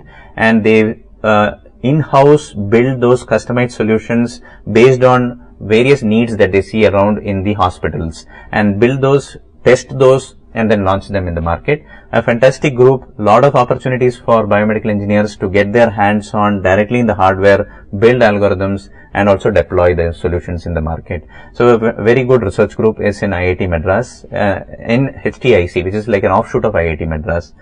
The third major institution which I also know and I have interacted with is IIIT in Hyderabad, which has a very good group on computer vision image processing research, and they are also building a lot of interesting algorithms. They are particularly in the algorithm space and doing cutting edge research and algorithms in vision and enabling medical companies use those algorithms for their products. Then I also know a couple of colleagues from IIT Kharagpur, IIT Bombay, who have all worked in collaboration with hospitals and also working on biomedical space, but the specific groups I would not be aware of. But more and more we see institutions having the synergy between hospital and engineering institutions having in one place. Then engineers can go to the hospitals, collect data, work along with specialists. Doctors can come to the engineers and share their problems, and that helps bring in more solutions which can be discovered in short duration. Okay, so now you are with industry and leading a team exploring the healthcare technology to the leading market. So what is the future of biomedical engineering? Okay. This is very difficult to predict what is in store for the future, but one can always get a guesswork to say what are the things that we can see in the coming years, at least in the next decade or so. One of the key things which is changing in the medical domain and in the biomedical engineering spectra is targeted therapies.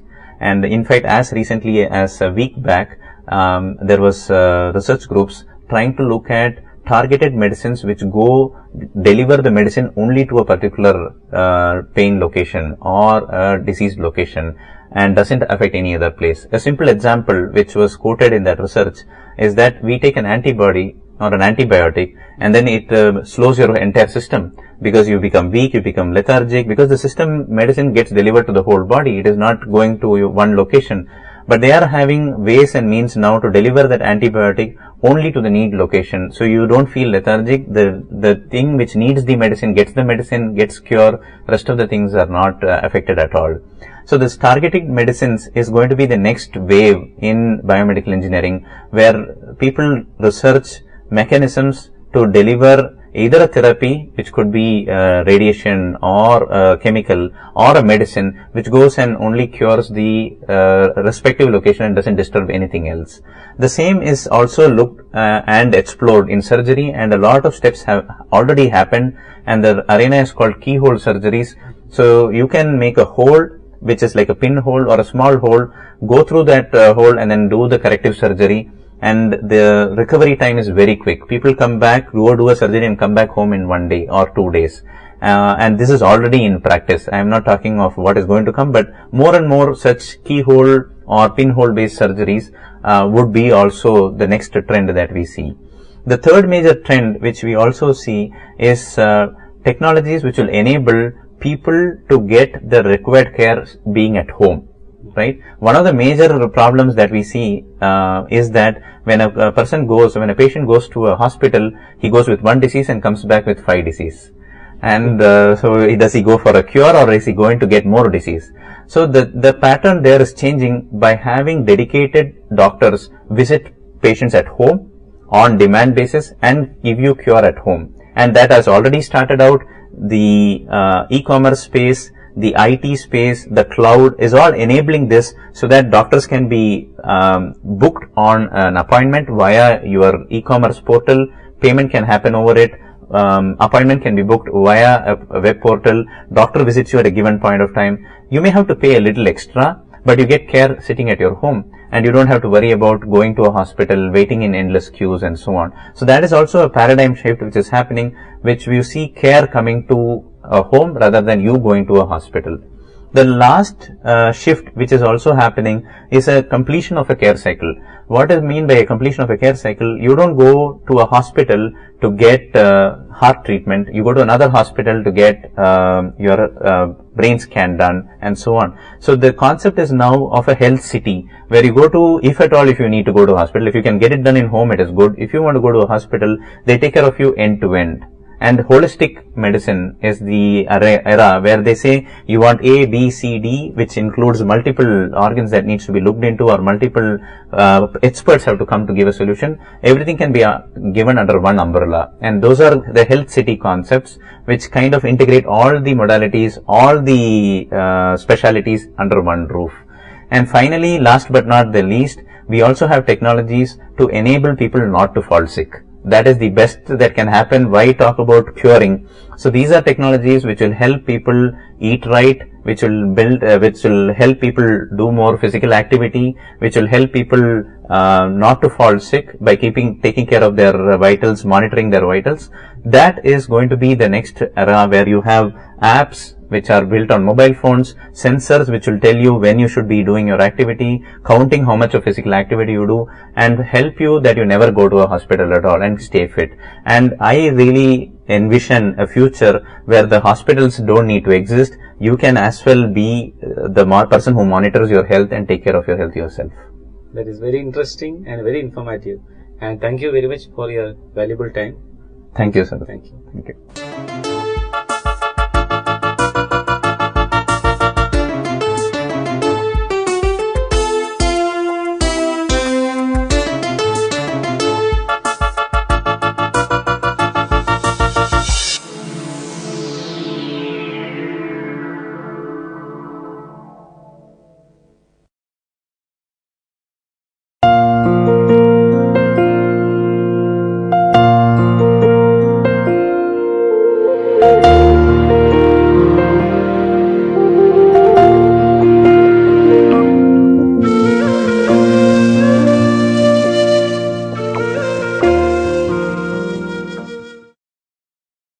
Hello.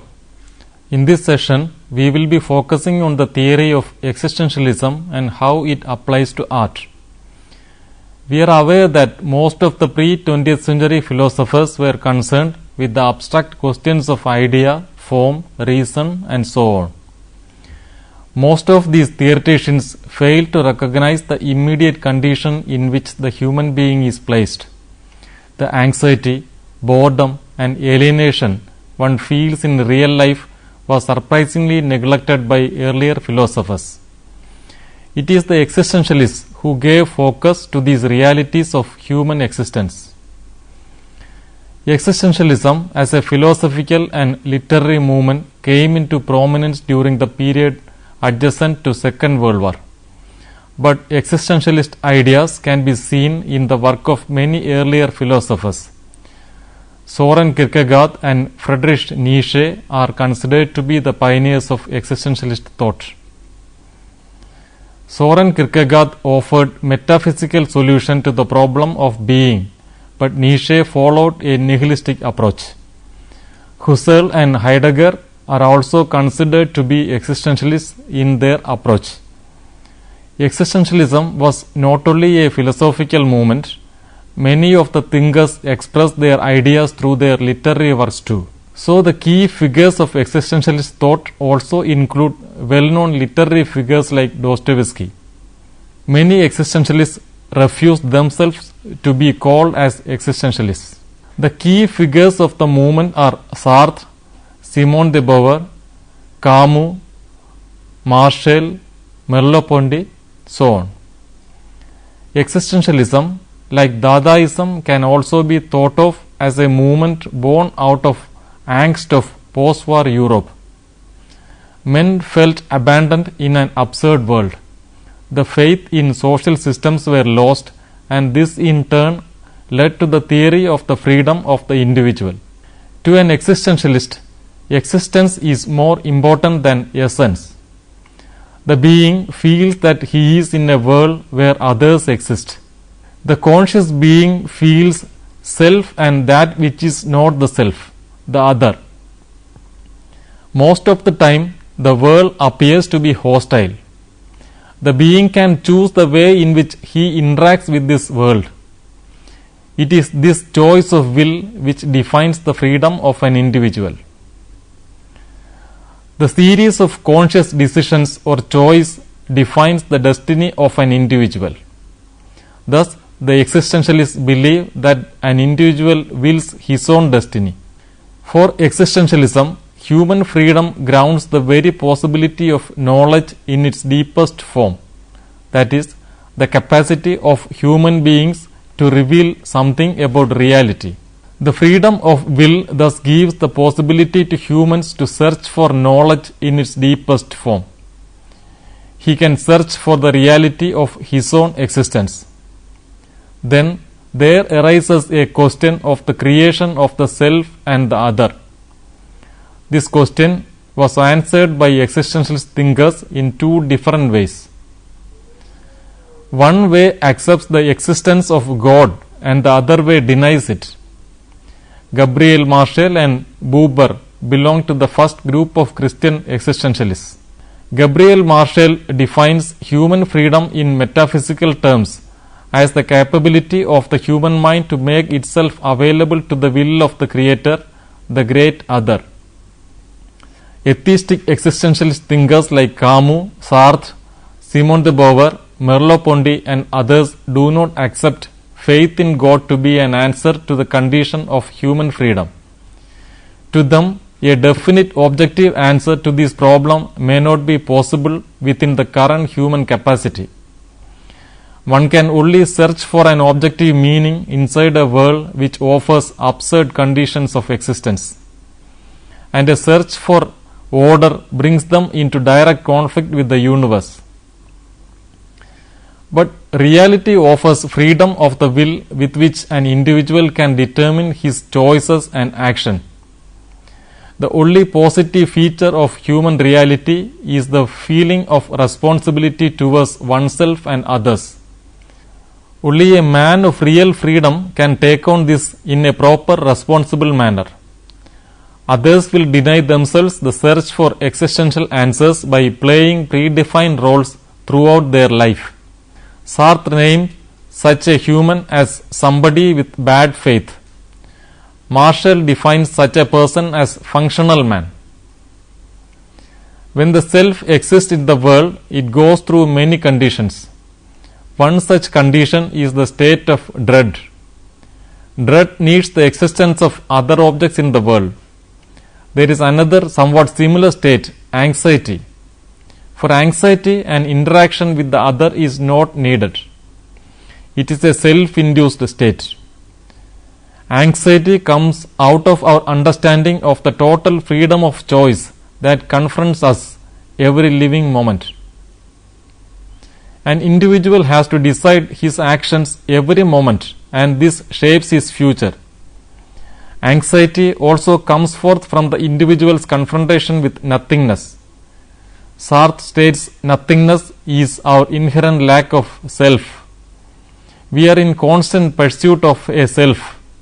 Nothingness is the creative wellspring from which all human possibilities can be realized. Our awareness of death can bring us freedom or anguish. Existentialist philosophers use the Danish term angst rather than anxiety to define the condition of insecurity and despair. Look at the painting presented here.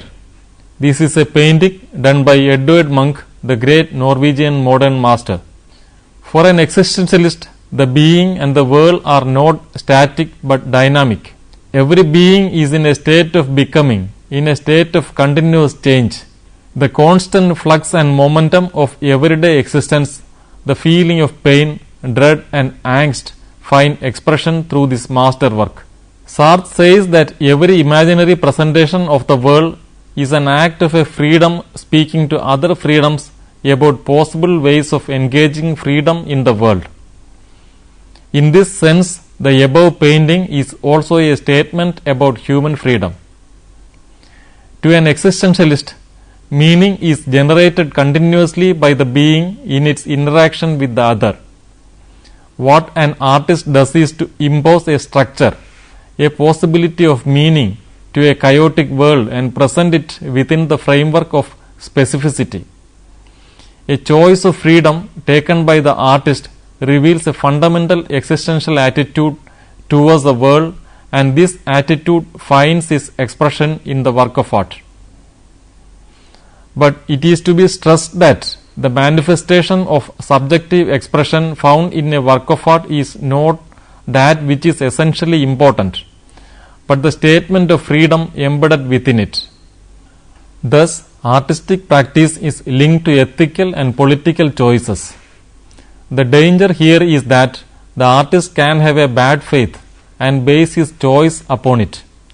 The stress on decisive subjective choice makes an existentialist work different from an artwork of romanticism.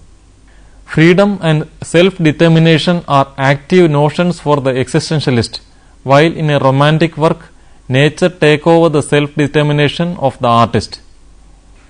But existential writer Camus, in his book The Outsider, creates instances where, to liberate oneself from the illusion of meaning, one abandons the self in communion with nature or indulge in eroticism. This may also be taken as a hedonistic escape from freedom due to bad faith. It is the intention of the artist which creates meaning. Imagination is a specific type of intentional activity.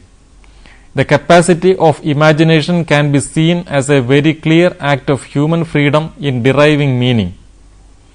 It is an act of creation. It exists in presence and absence. To explain it better, remember that for imagining the other, the presence of other is not needed. The other may be attributed new qualities and transformed into new forms in imagination.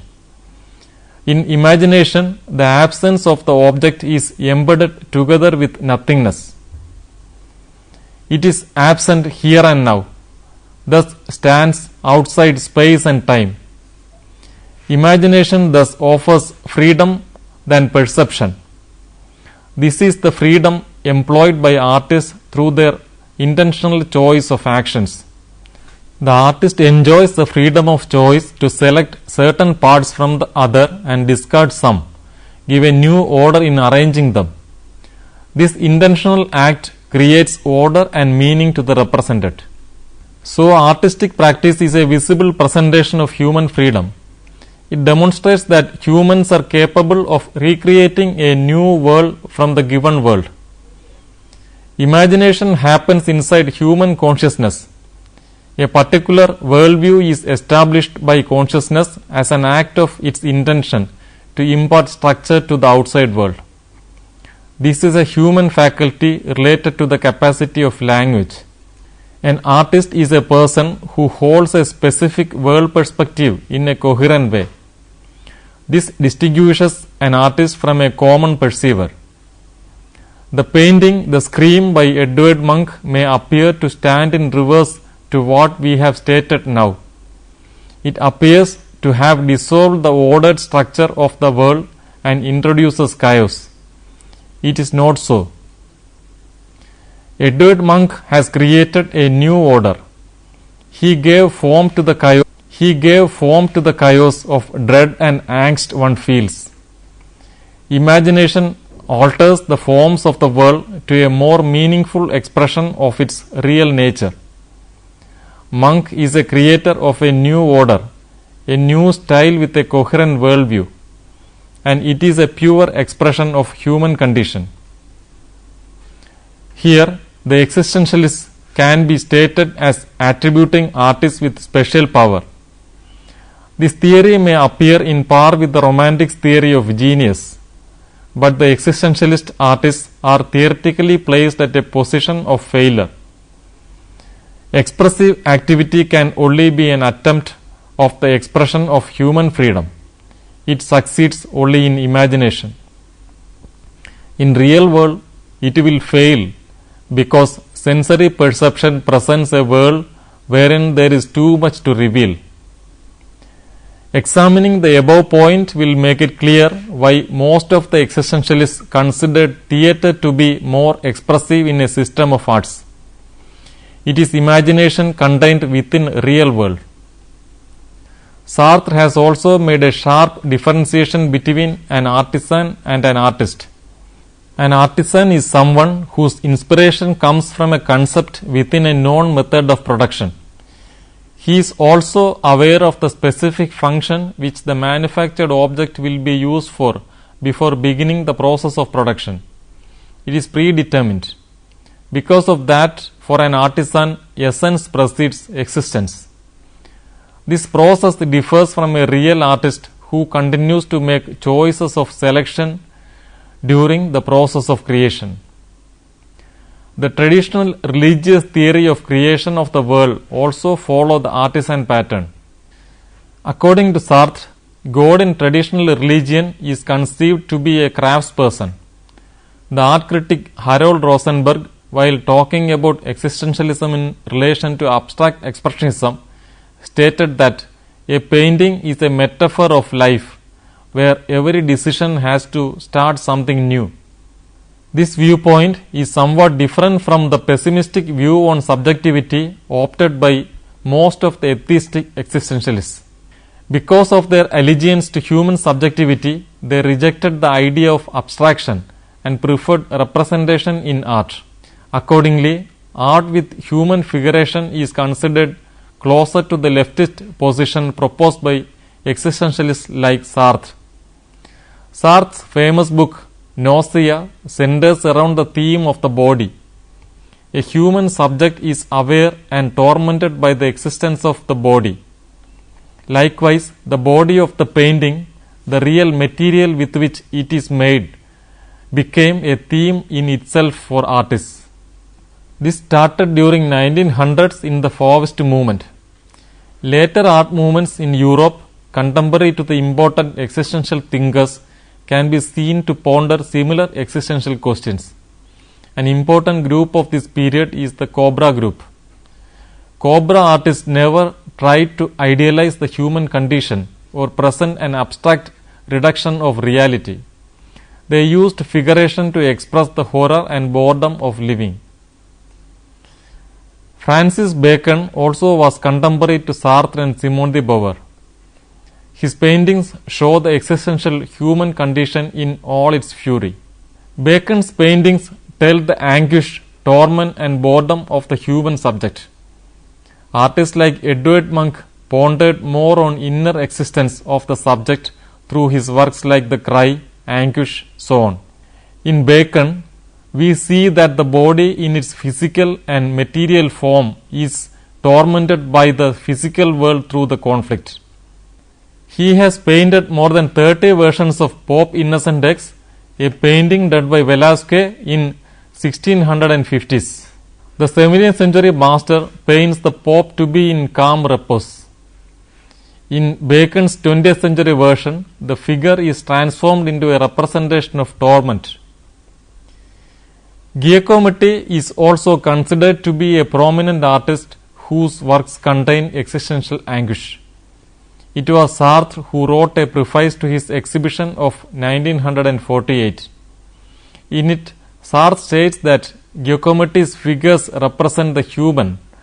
They are the epitome of existentialist humanity, alienated, solitary and lost. But Giacometti never claimed himself to be an existentialist. Other artists like Jean du Buffet, Jean Fortrier and Waltz also became associated with existentialist philosophy at the time. A painter who is contemporary to us and is significant in terms of existential thought is Anselm Kiefer. His artworks stand more closely towards the metaphysical school of existential thought. But as a dialectic contrast, he experiments with material. One example is the sculpture of a cloud which was created by using the metal lead. Only the form of the object is retained and its subjectivity totally altered. Existentialist elements found in all these artists may be summarized as follows. They abandoned the contemporary trend of abstraction to go back to representation. Questions concerning the body and material found expression in these works. The form of the object is distorted through a process of unmaking, thus deforming the object. This was used to represent the conflict of the subject in relation to the world. Maurice Merleau-Ponty in 1945 essay Cézanne's Doubt examined Paul Cézanne's investigations into the phenomena of visual perception. Merleau-Ponty was instrumental in integrating phenomenology to visual perception. Sartre has already done the primary work by integrating certain elements from Husserl. In this essay, Merleau-Ponty argues that the perspective we feel to be real in living is not scientifically geometric, and Cézanne discovered this fact through his post-impressionistic experiments.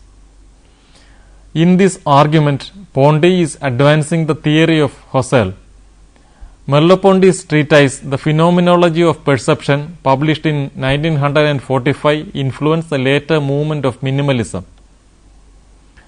Before concluding our session, let us also examine some points of criticism raised against existential thought.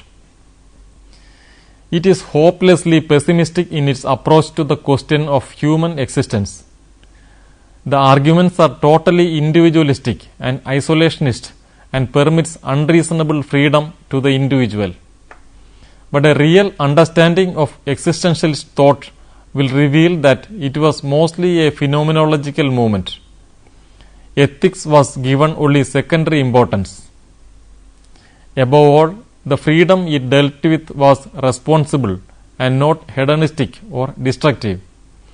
Existentialism was a humanistic movement. It considers subjectivity only as a starting point. Sartre states in treatise, existence is a humanism. What man needs is to find himself again and to understand that nothing can save him from himself, not even a valid proof of the existence of God. In this sense, existentialism is optimistic. It is a doctrine of action, and it is only by self-deception, by confining their own despair with ours, that Christians can describe us as without hope.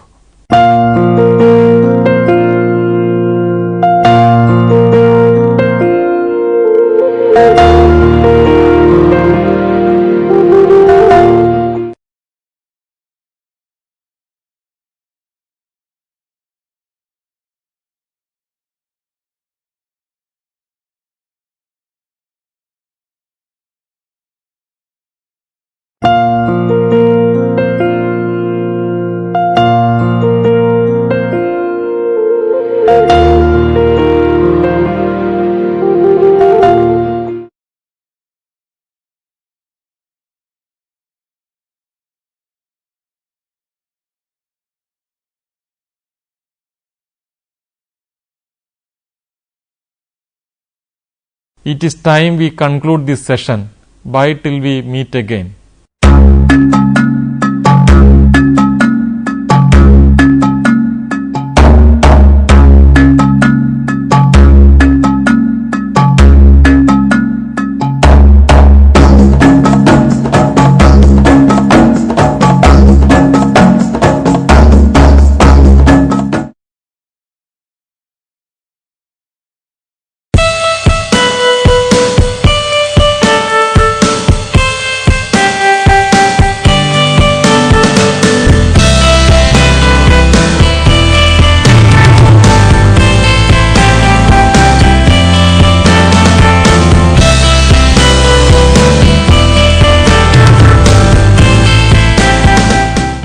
Hello and welcome to the session on mental health.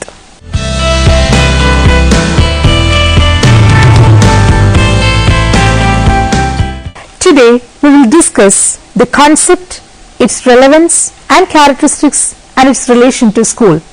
Would you like to understand the concept of mental health? Health is often used to refer to a state of physical, mental, social and spiritual well-being of the individual. Thus, mental health is one of the components of the broad concept of health. It is concerned with an optimum level of emotional and behavioral adjustment of the individual. It is a state of maintaining harmony or balance between the needs, desires, aspirations and attitudes of the individual with respect to the prevailing conditions in the external environment. What today is broadly understood by mental health can have its origins tracked back to developments in public health, in clinical psychiatry and in other branches of knowledge. In 1948, the WHO, World Health Organization, was created, and in the same year, the first International Congress on Mental Health took place in London. At the second session of the WHO's Expert Committee on Mental Health and mental hygiene were defined as follows. Mental hygiene refers to all the activities and techniques which encourage and maintain mental health. Mental health is a condition subject to fluctuations due to biological and social factors which enables the individual to achieve a satisfactory synthesis of his own potentially conflicting instinctive drives to form and maintain harmonious relations with others and to participate in constructive changes in his social and physical environment. However, a clear and widely accepted definition of mental health as a discipline was still missing. Significantly, the Darwin's Medical Dictionary does not carry an entry on mental health, whereas the Campbell's Dictionary of Psychiatry gives it two meanings. First, as a synonym of mental hygiene, and second, as a state of psychological well-being. The Oxford English Dictionary defines mental hygiene as a set of measures to preserve mental health and later refers to mental health as a state. In addition, given this polysemic nature of mental health, its delimitation and relation to psychiatry is not always clear. There is a more or less widespread effort to set mental health at least aside from psychiatry and at most as an overchanging concept which encompasses psychiatry. Mental health covers an elusive and diffuse field, and the term itself encompasses a multiplicity of meanings. For our purpose, the various definitions of mental health can be grouped into three categories such as medical, a psychological, or a social phenomenon. The confusion in definition is compounded by the overlapping and merging of the three positions. Mental health as a medical phenomenon. This orientation to mental health carries thinking about biophysiological phenomena and particularly the conception of systems, that is, groups of body organs and parts that together perform one or more vital functions. In medicine, judgment of an individual's health status is made on the basis of an assessment of the adequacy of functioning of these systems. Individual patients' responses are considered against supposedly usual or typical reactions, and sufficient and pattern deviation from these norms leads to a description of him as ill. Mental health too, in its most rudimentary medical meaning, denotes that an individual's psychic system functions at a level deemed satisfactory. In making judgments about the health of an individual, it is necessary to take into account his total functioning, for the malfunctioning of part of a system may be compensated by other body mechanisms. A system functions satisfactorily so long as it is homeostatic, and illness is either the lack of or instability of such a balance. Mental health as a psychological phenomenon. While indeed there is much overlap between the medical and psychological approaches to mental health, there are discernible differences. The focus of psychology has been on the formulation of general laws, and this while the physician's primary focus has been on the deviant or the ill, much of the psychologist's interest is on mental illness. Certainly in clinical practice, psychologists find it necessary to order persons along a continuum. It is at this point in the field of mental health that the medical and psychological orientations become inextricably involved. Whereas the sick well continuum dominates the medical orientation, an abnormal normal continuum characterize the psychological approach. Most of the efforts to measure mental health have ended up as attempts to operationalize medical criteria of mental illness. Nevertheless, the current thinking regarding positive definitions of mental health, according to researchers including individual's attitude toward himself, realization of potential, unification of function, independence of social influences, conception of the world, resilience, and mastery of life. Mental health as a social phenomenon. A third approach to mental health is that which regards mental health as a social phenomenon. Unlike the medical and psychological emphasis on intra-psychic functioning, the social approach focuses primarily on overt behavior. One order of assessment of mental health according to social criteria is provided by measures of performance in social roles. These consist of estimates of the extent to which individuals follow and respond to the community's normative prescriptions and expectations of appropriate behavior in roles related to occupation and work, social participation, use of leisure, and family relations. Now let's proceed to discuss the relevance and characteristics of mental health. The term mental hygiene is closely related to mental health. We use the term hygiene to refer to keeping one and one's living and working areas neat and clean in order to prevent illness and diseases. When we extend this concept to the domain of mind, it stands for the art of developing, maintaining and promoting necessary behavioral, emotional and social skills to sustain good, effective and efficient mental health. One can achieve this by following some basic strategies at mental and behavioral levels in one's daily life. These are described here. At first is reality contact. In order to maintain good and sound mental health, it is important to have a realistic appraisal of one's own reactions, emotions and abilities. If you are in touch with reality, you may be able to avoid a number of disappointments and frustrations in your daily life. Next is impulse control. A person with healthy adjustment would have good control over his or her behaviors and impulses. So, in order to maintain good mental health, it is necessary that you should be in complete control over your impulsive behaviors. Still another one is the self-esteem. The awareness about oneself is called self-concept. It includes all the statements about I or me expressed in terms of feelings, beliefs and values.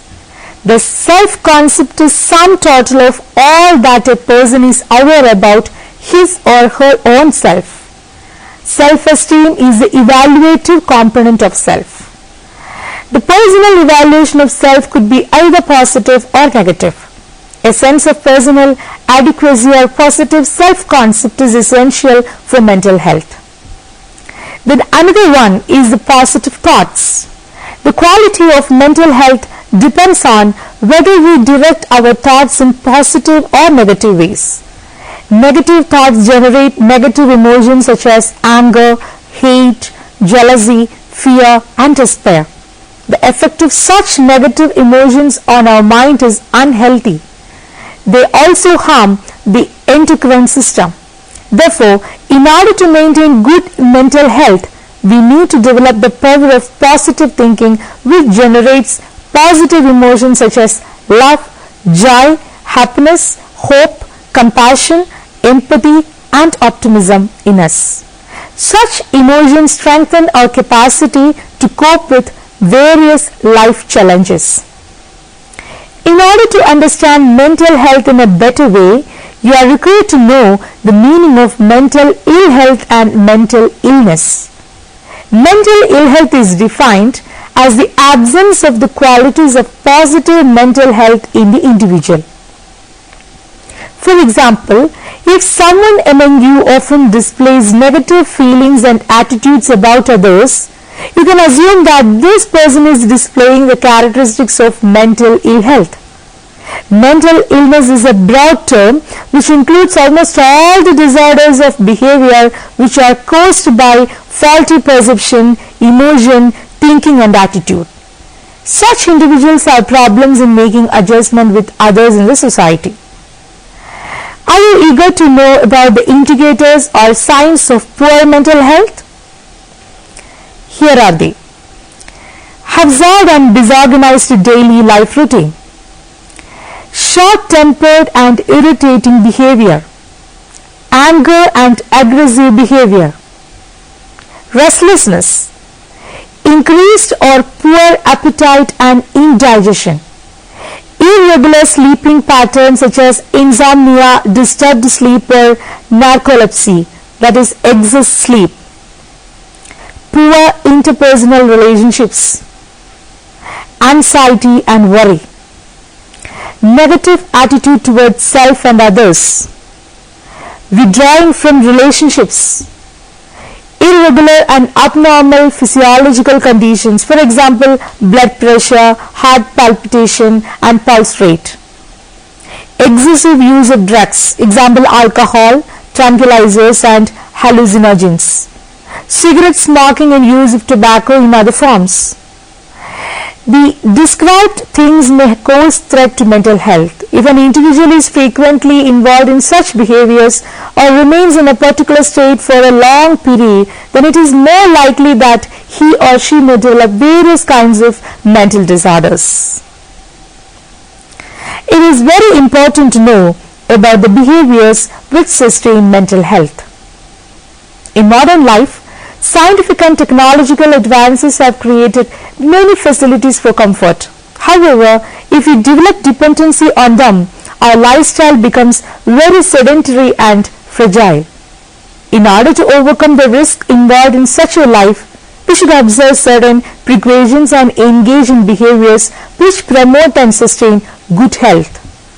Ayurveda, the science of Indian medicine, deals with 4 aspects of lifestyle which can ensure good health in us. These include right food, that is ahara, right recreation, that is vihara, right routine, that is achara, and right thinking, that is vichara. Observing certain practices ensures a healthy and happy life. Let us examine each of these aspects in some detail. At first, we will discuss food, that is ahara. Food is the most important aspect of life. Compared to non-vegetarian food, vegetarian food is safe and invigorating for a healthy body. For better health, one must eat fresh fruits and vegetables with enough fiber content. Oily, spicy, junk and processed food causes obesity, hypertension, heart disease, diabetes, gastric ulcer and even cancer. Our daily food should contain green vegetables, fresh fruits, beans, honey, curd, milk, butter, oil which provide enough vitamins, minerals, iron, antioxidants and fibers. In addition, there should be a balanced proportion of each category of food in our daily intake. We should also maintain fixed meal times. Chewing food properly and eating in controlled manner are good for health. The second one is routine or achara. Routine consists of 3 kinds of activities in which an individual indulges in. These are taking food and doing activities as per the seasonal demands called ritucharya. It means taking food and doing activities in accordance with the seasons. We must eat and act according to the characteristics of seasons. Thus, in summer, we should take light food containing little oil but plenty of fluids such as curd, fruit juice, rice curry and beans. During the winter and autumn seasons, sweet and salty food can be taken in larger quantities such as milk products, vegetable soup, ghee, rice and oily food.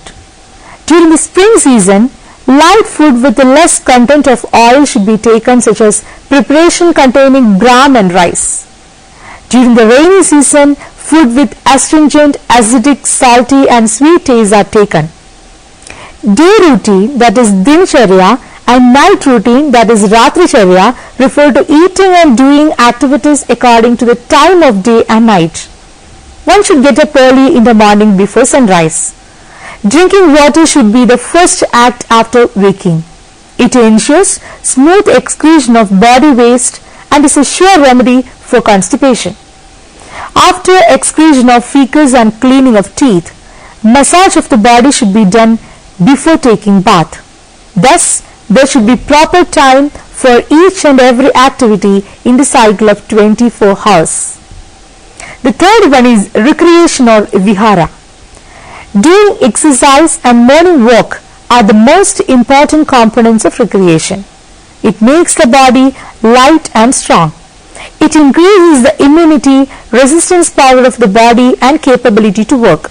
During exercise, toxins of the body are excreted with perspiration. It increases the appetite of the individual. The health problems such as heart disease and diabetes are also controlled by daily exercise. Exercise delays the aging process and prevents impotence. It helps in purifying blood as the increased intake of oxygen and expulsion of carbon dioxide helps removal of dead cells from the body. Recreational activities like music also help in maintaining good health. The fourth one is thinking, vichara. Sound and positive mental health can only be maintained with right kind of thinking.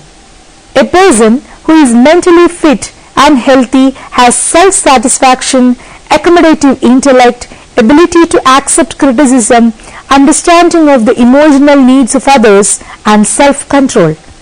Such individuals are neither driven by greed or lust, nor dominated by fear, anger, attachment, jealousy, guilt or worry. On the social front, an individual with a positive thinking enjoys good friendships and earns respect from everybody. Thus, an individual can maintain a sound, healthy and happy life if she or he follows the above health promotion behavior. In this context, a discussion on mental health in school is inevitable. Since a healthy body is the most essential element in determining mental health, there should be provision for play activities, physical exercise and regular medical checkup in schools. Unhealthy competitions leading to the acquisition of jealousy, hatred, etc. and that should be checked. Favoritism and unfavorable comparison should be avoided. In the classroom, a democratic climate should be maintained. Students should be given opportunities for self-expression. They should be helped to face and solve their problems with patience and tolerance. Avoid corporal punishment and encourage self-discipline in the democratic line. Psychological and scientific methods of teaching will automatically create mental health in the children. Mental health of student is very much influenced by mental health of teachers. Mental health of the teacher is much more important than the mental health of the student. If a teacher is not sound in his mental health, he cannot do justice to his students and cannot provide guidance for solving their problems. His maladjustment may have adverse effect on children. Therefore, it is essential to understand the causes of maladjustment of teachers also and to take remedial measures. There are so many programs to improve mental health of teachers. Improving teacher-teacher relation is very important. The success of the school depends upon the cooperation of teachers. The school should provide better environment for creating goodwill among the teachers, for which frequent meetings to discuss the problems and clarify misunderstandings should be held. Another thing is improving teacher-headmaster relations. There is a tendency on the part of the headmaster as well as teachers to blame each other for any failure in the functioning of the school. The headmaster can do a lot of things in order to avoid such a situation and to improve the relations. He should be a friend and guide to his colleagues. Another important thing is arranging in-service courses. The school should arrange in-service courses for teachers to refresh their knowledge of the subjects concerned as well as to familiarize them with innovative methods of teaching. They should be provided with library and laboratory facilities. Conducting seminar is very important. Periodical seminars should be arranged for discussing problems of education. It will provide opportunity of knowing the points of view of other workers in the field through mutual discussion. They keep the teachers abreast with the new trends and developments in the field of education and also provide them with an opportunity to develop a feeling of belonging with the institution as well as the programs. Providing service security is very important. Rules and regulations should be framed to check the exploitation of teachers by private managements who quite often terminate the services of the teachers to satisfy their ego and due to personal prejudices. The teacher should feel secure of his service. Improving teacher-community relation is also very important. The usual criticism about teachers is that wide gaps exist between them and the community. Close relations should be established by community so that the isolation disappears. Let me summarize the session. This chapter provides an idea about mental health. It includes three major headings like concept of mental health, relevance and characteristics of mental health, and mental health in school. Mental health covers an elusive field and the term itself encompasses a multiplicity of meanings. For our purpose, the various definitions of mental health can be grouped into three categories such as medical, a psychological, or a social phenomenon. The confusion in definition is compounded by the overlapping and merging of the three positions. The term mental hygiene is closely related to mental health. We use the term hygiene to refer to keeping one and one's living and working areas neat and clean in order to prevent illness and disease. Since a healthy body is the most essential element in determining mental health, there should be provision for play activities, physical exercise, and regular medical checkup in schools. Now you can try to answer the questions given here. The first question: define mental health as a medical phenomenon. The second one: what are the signs of poor mental health? Third question: briefly discuss 4 lifestyles of Ayurveda to improve health. The fourth one: how to improve teachers' mental health. Hope that you may go through the reference books listed here for further understanding. First book: No Health Without Mental Health by Martin Prince et al. The Lancet, India, 2007. Abnormal Psychology, An Integrative Approach, 2nd Canadian edition by D.H. Barlow, V.M. Durant and S.H. Stewart. Nelson Publication, Toronto, India, 2009. Thank you for watching this program. We can meet again with another topic. Till then, take care.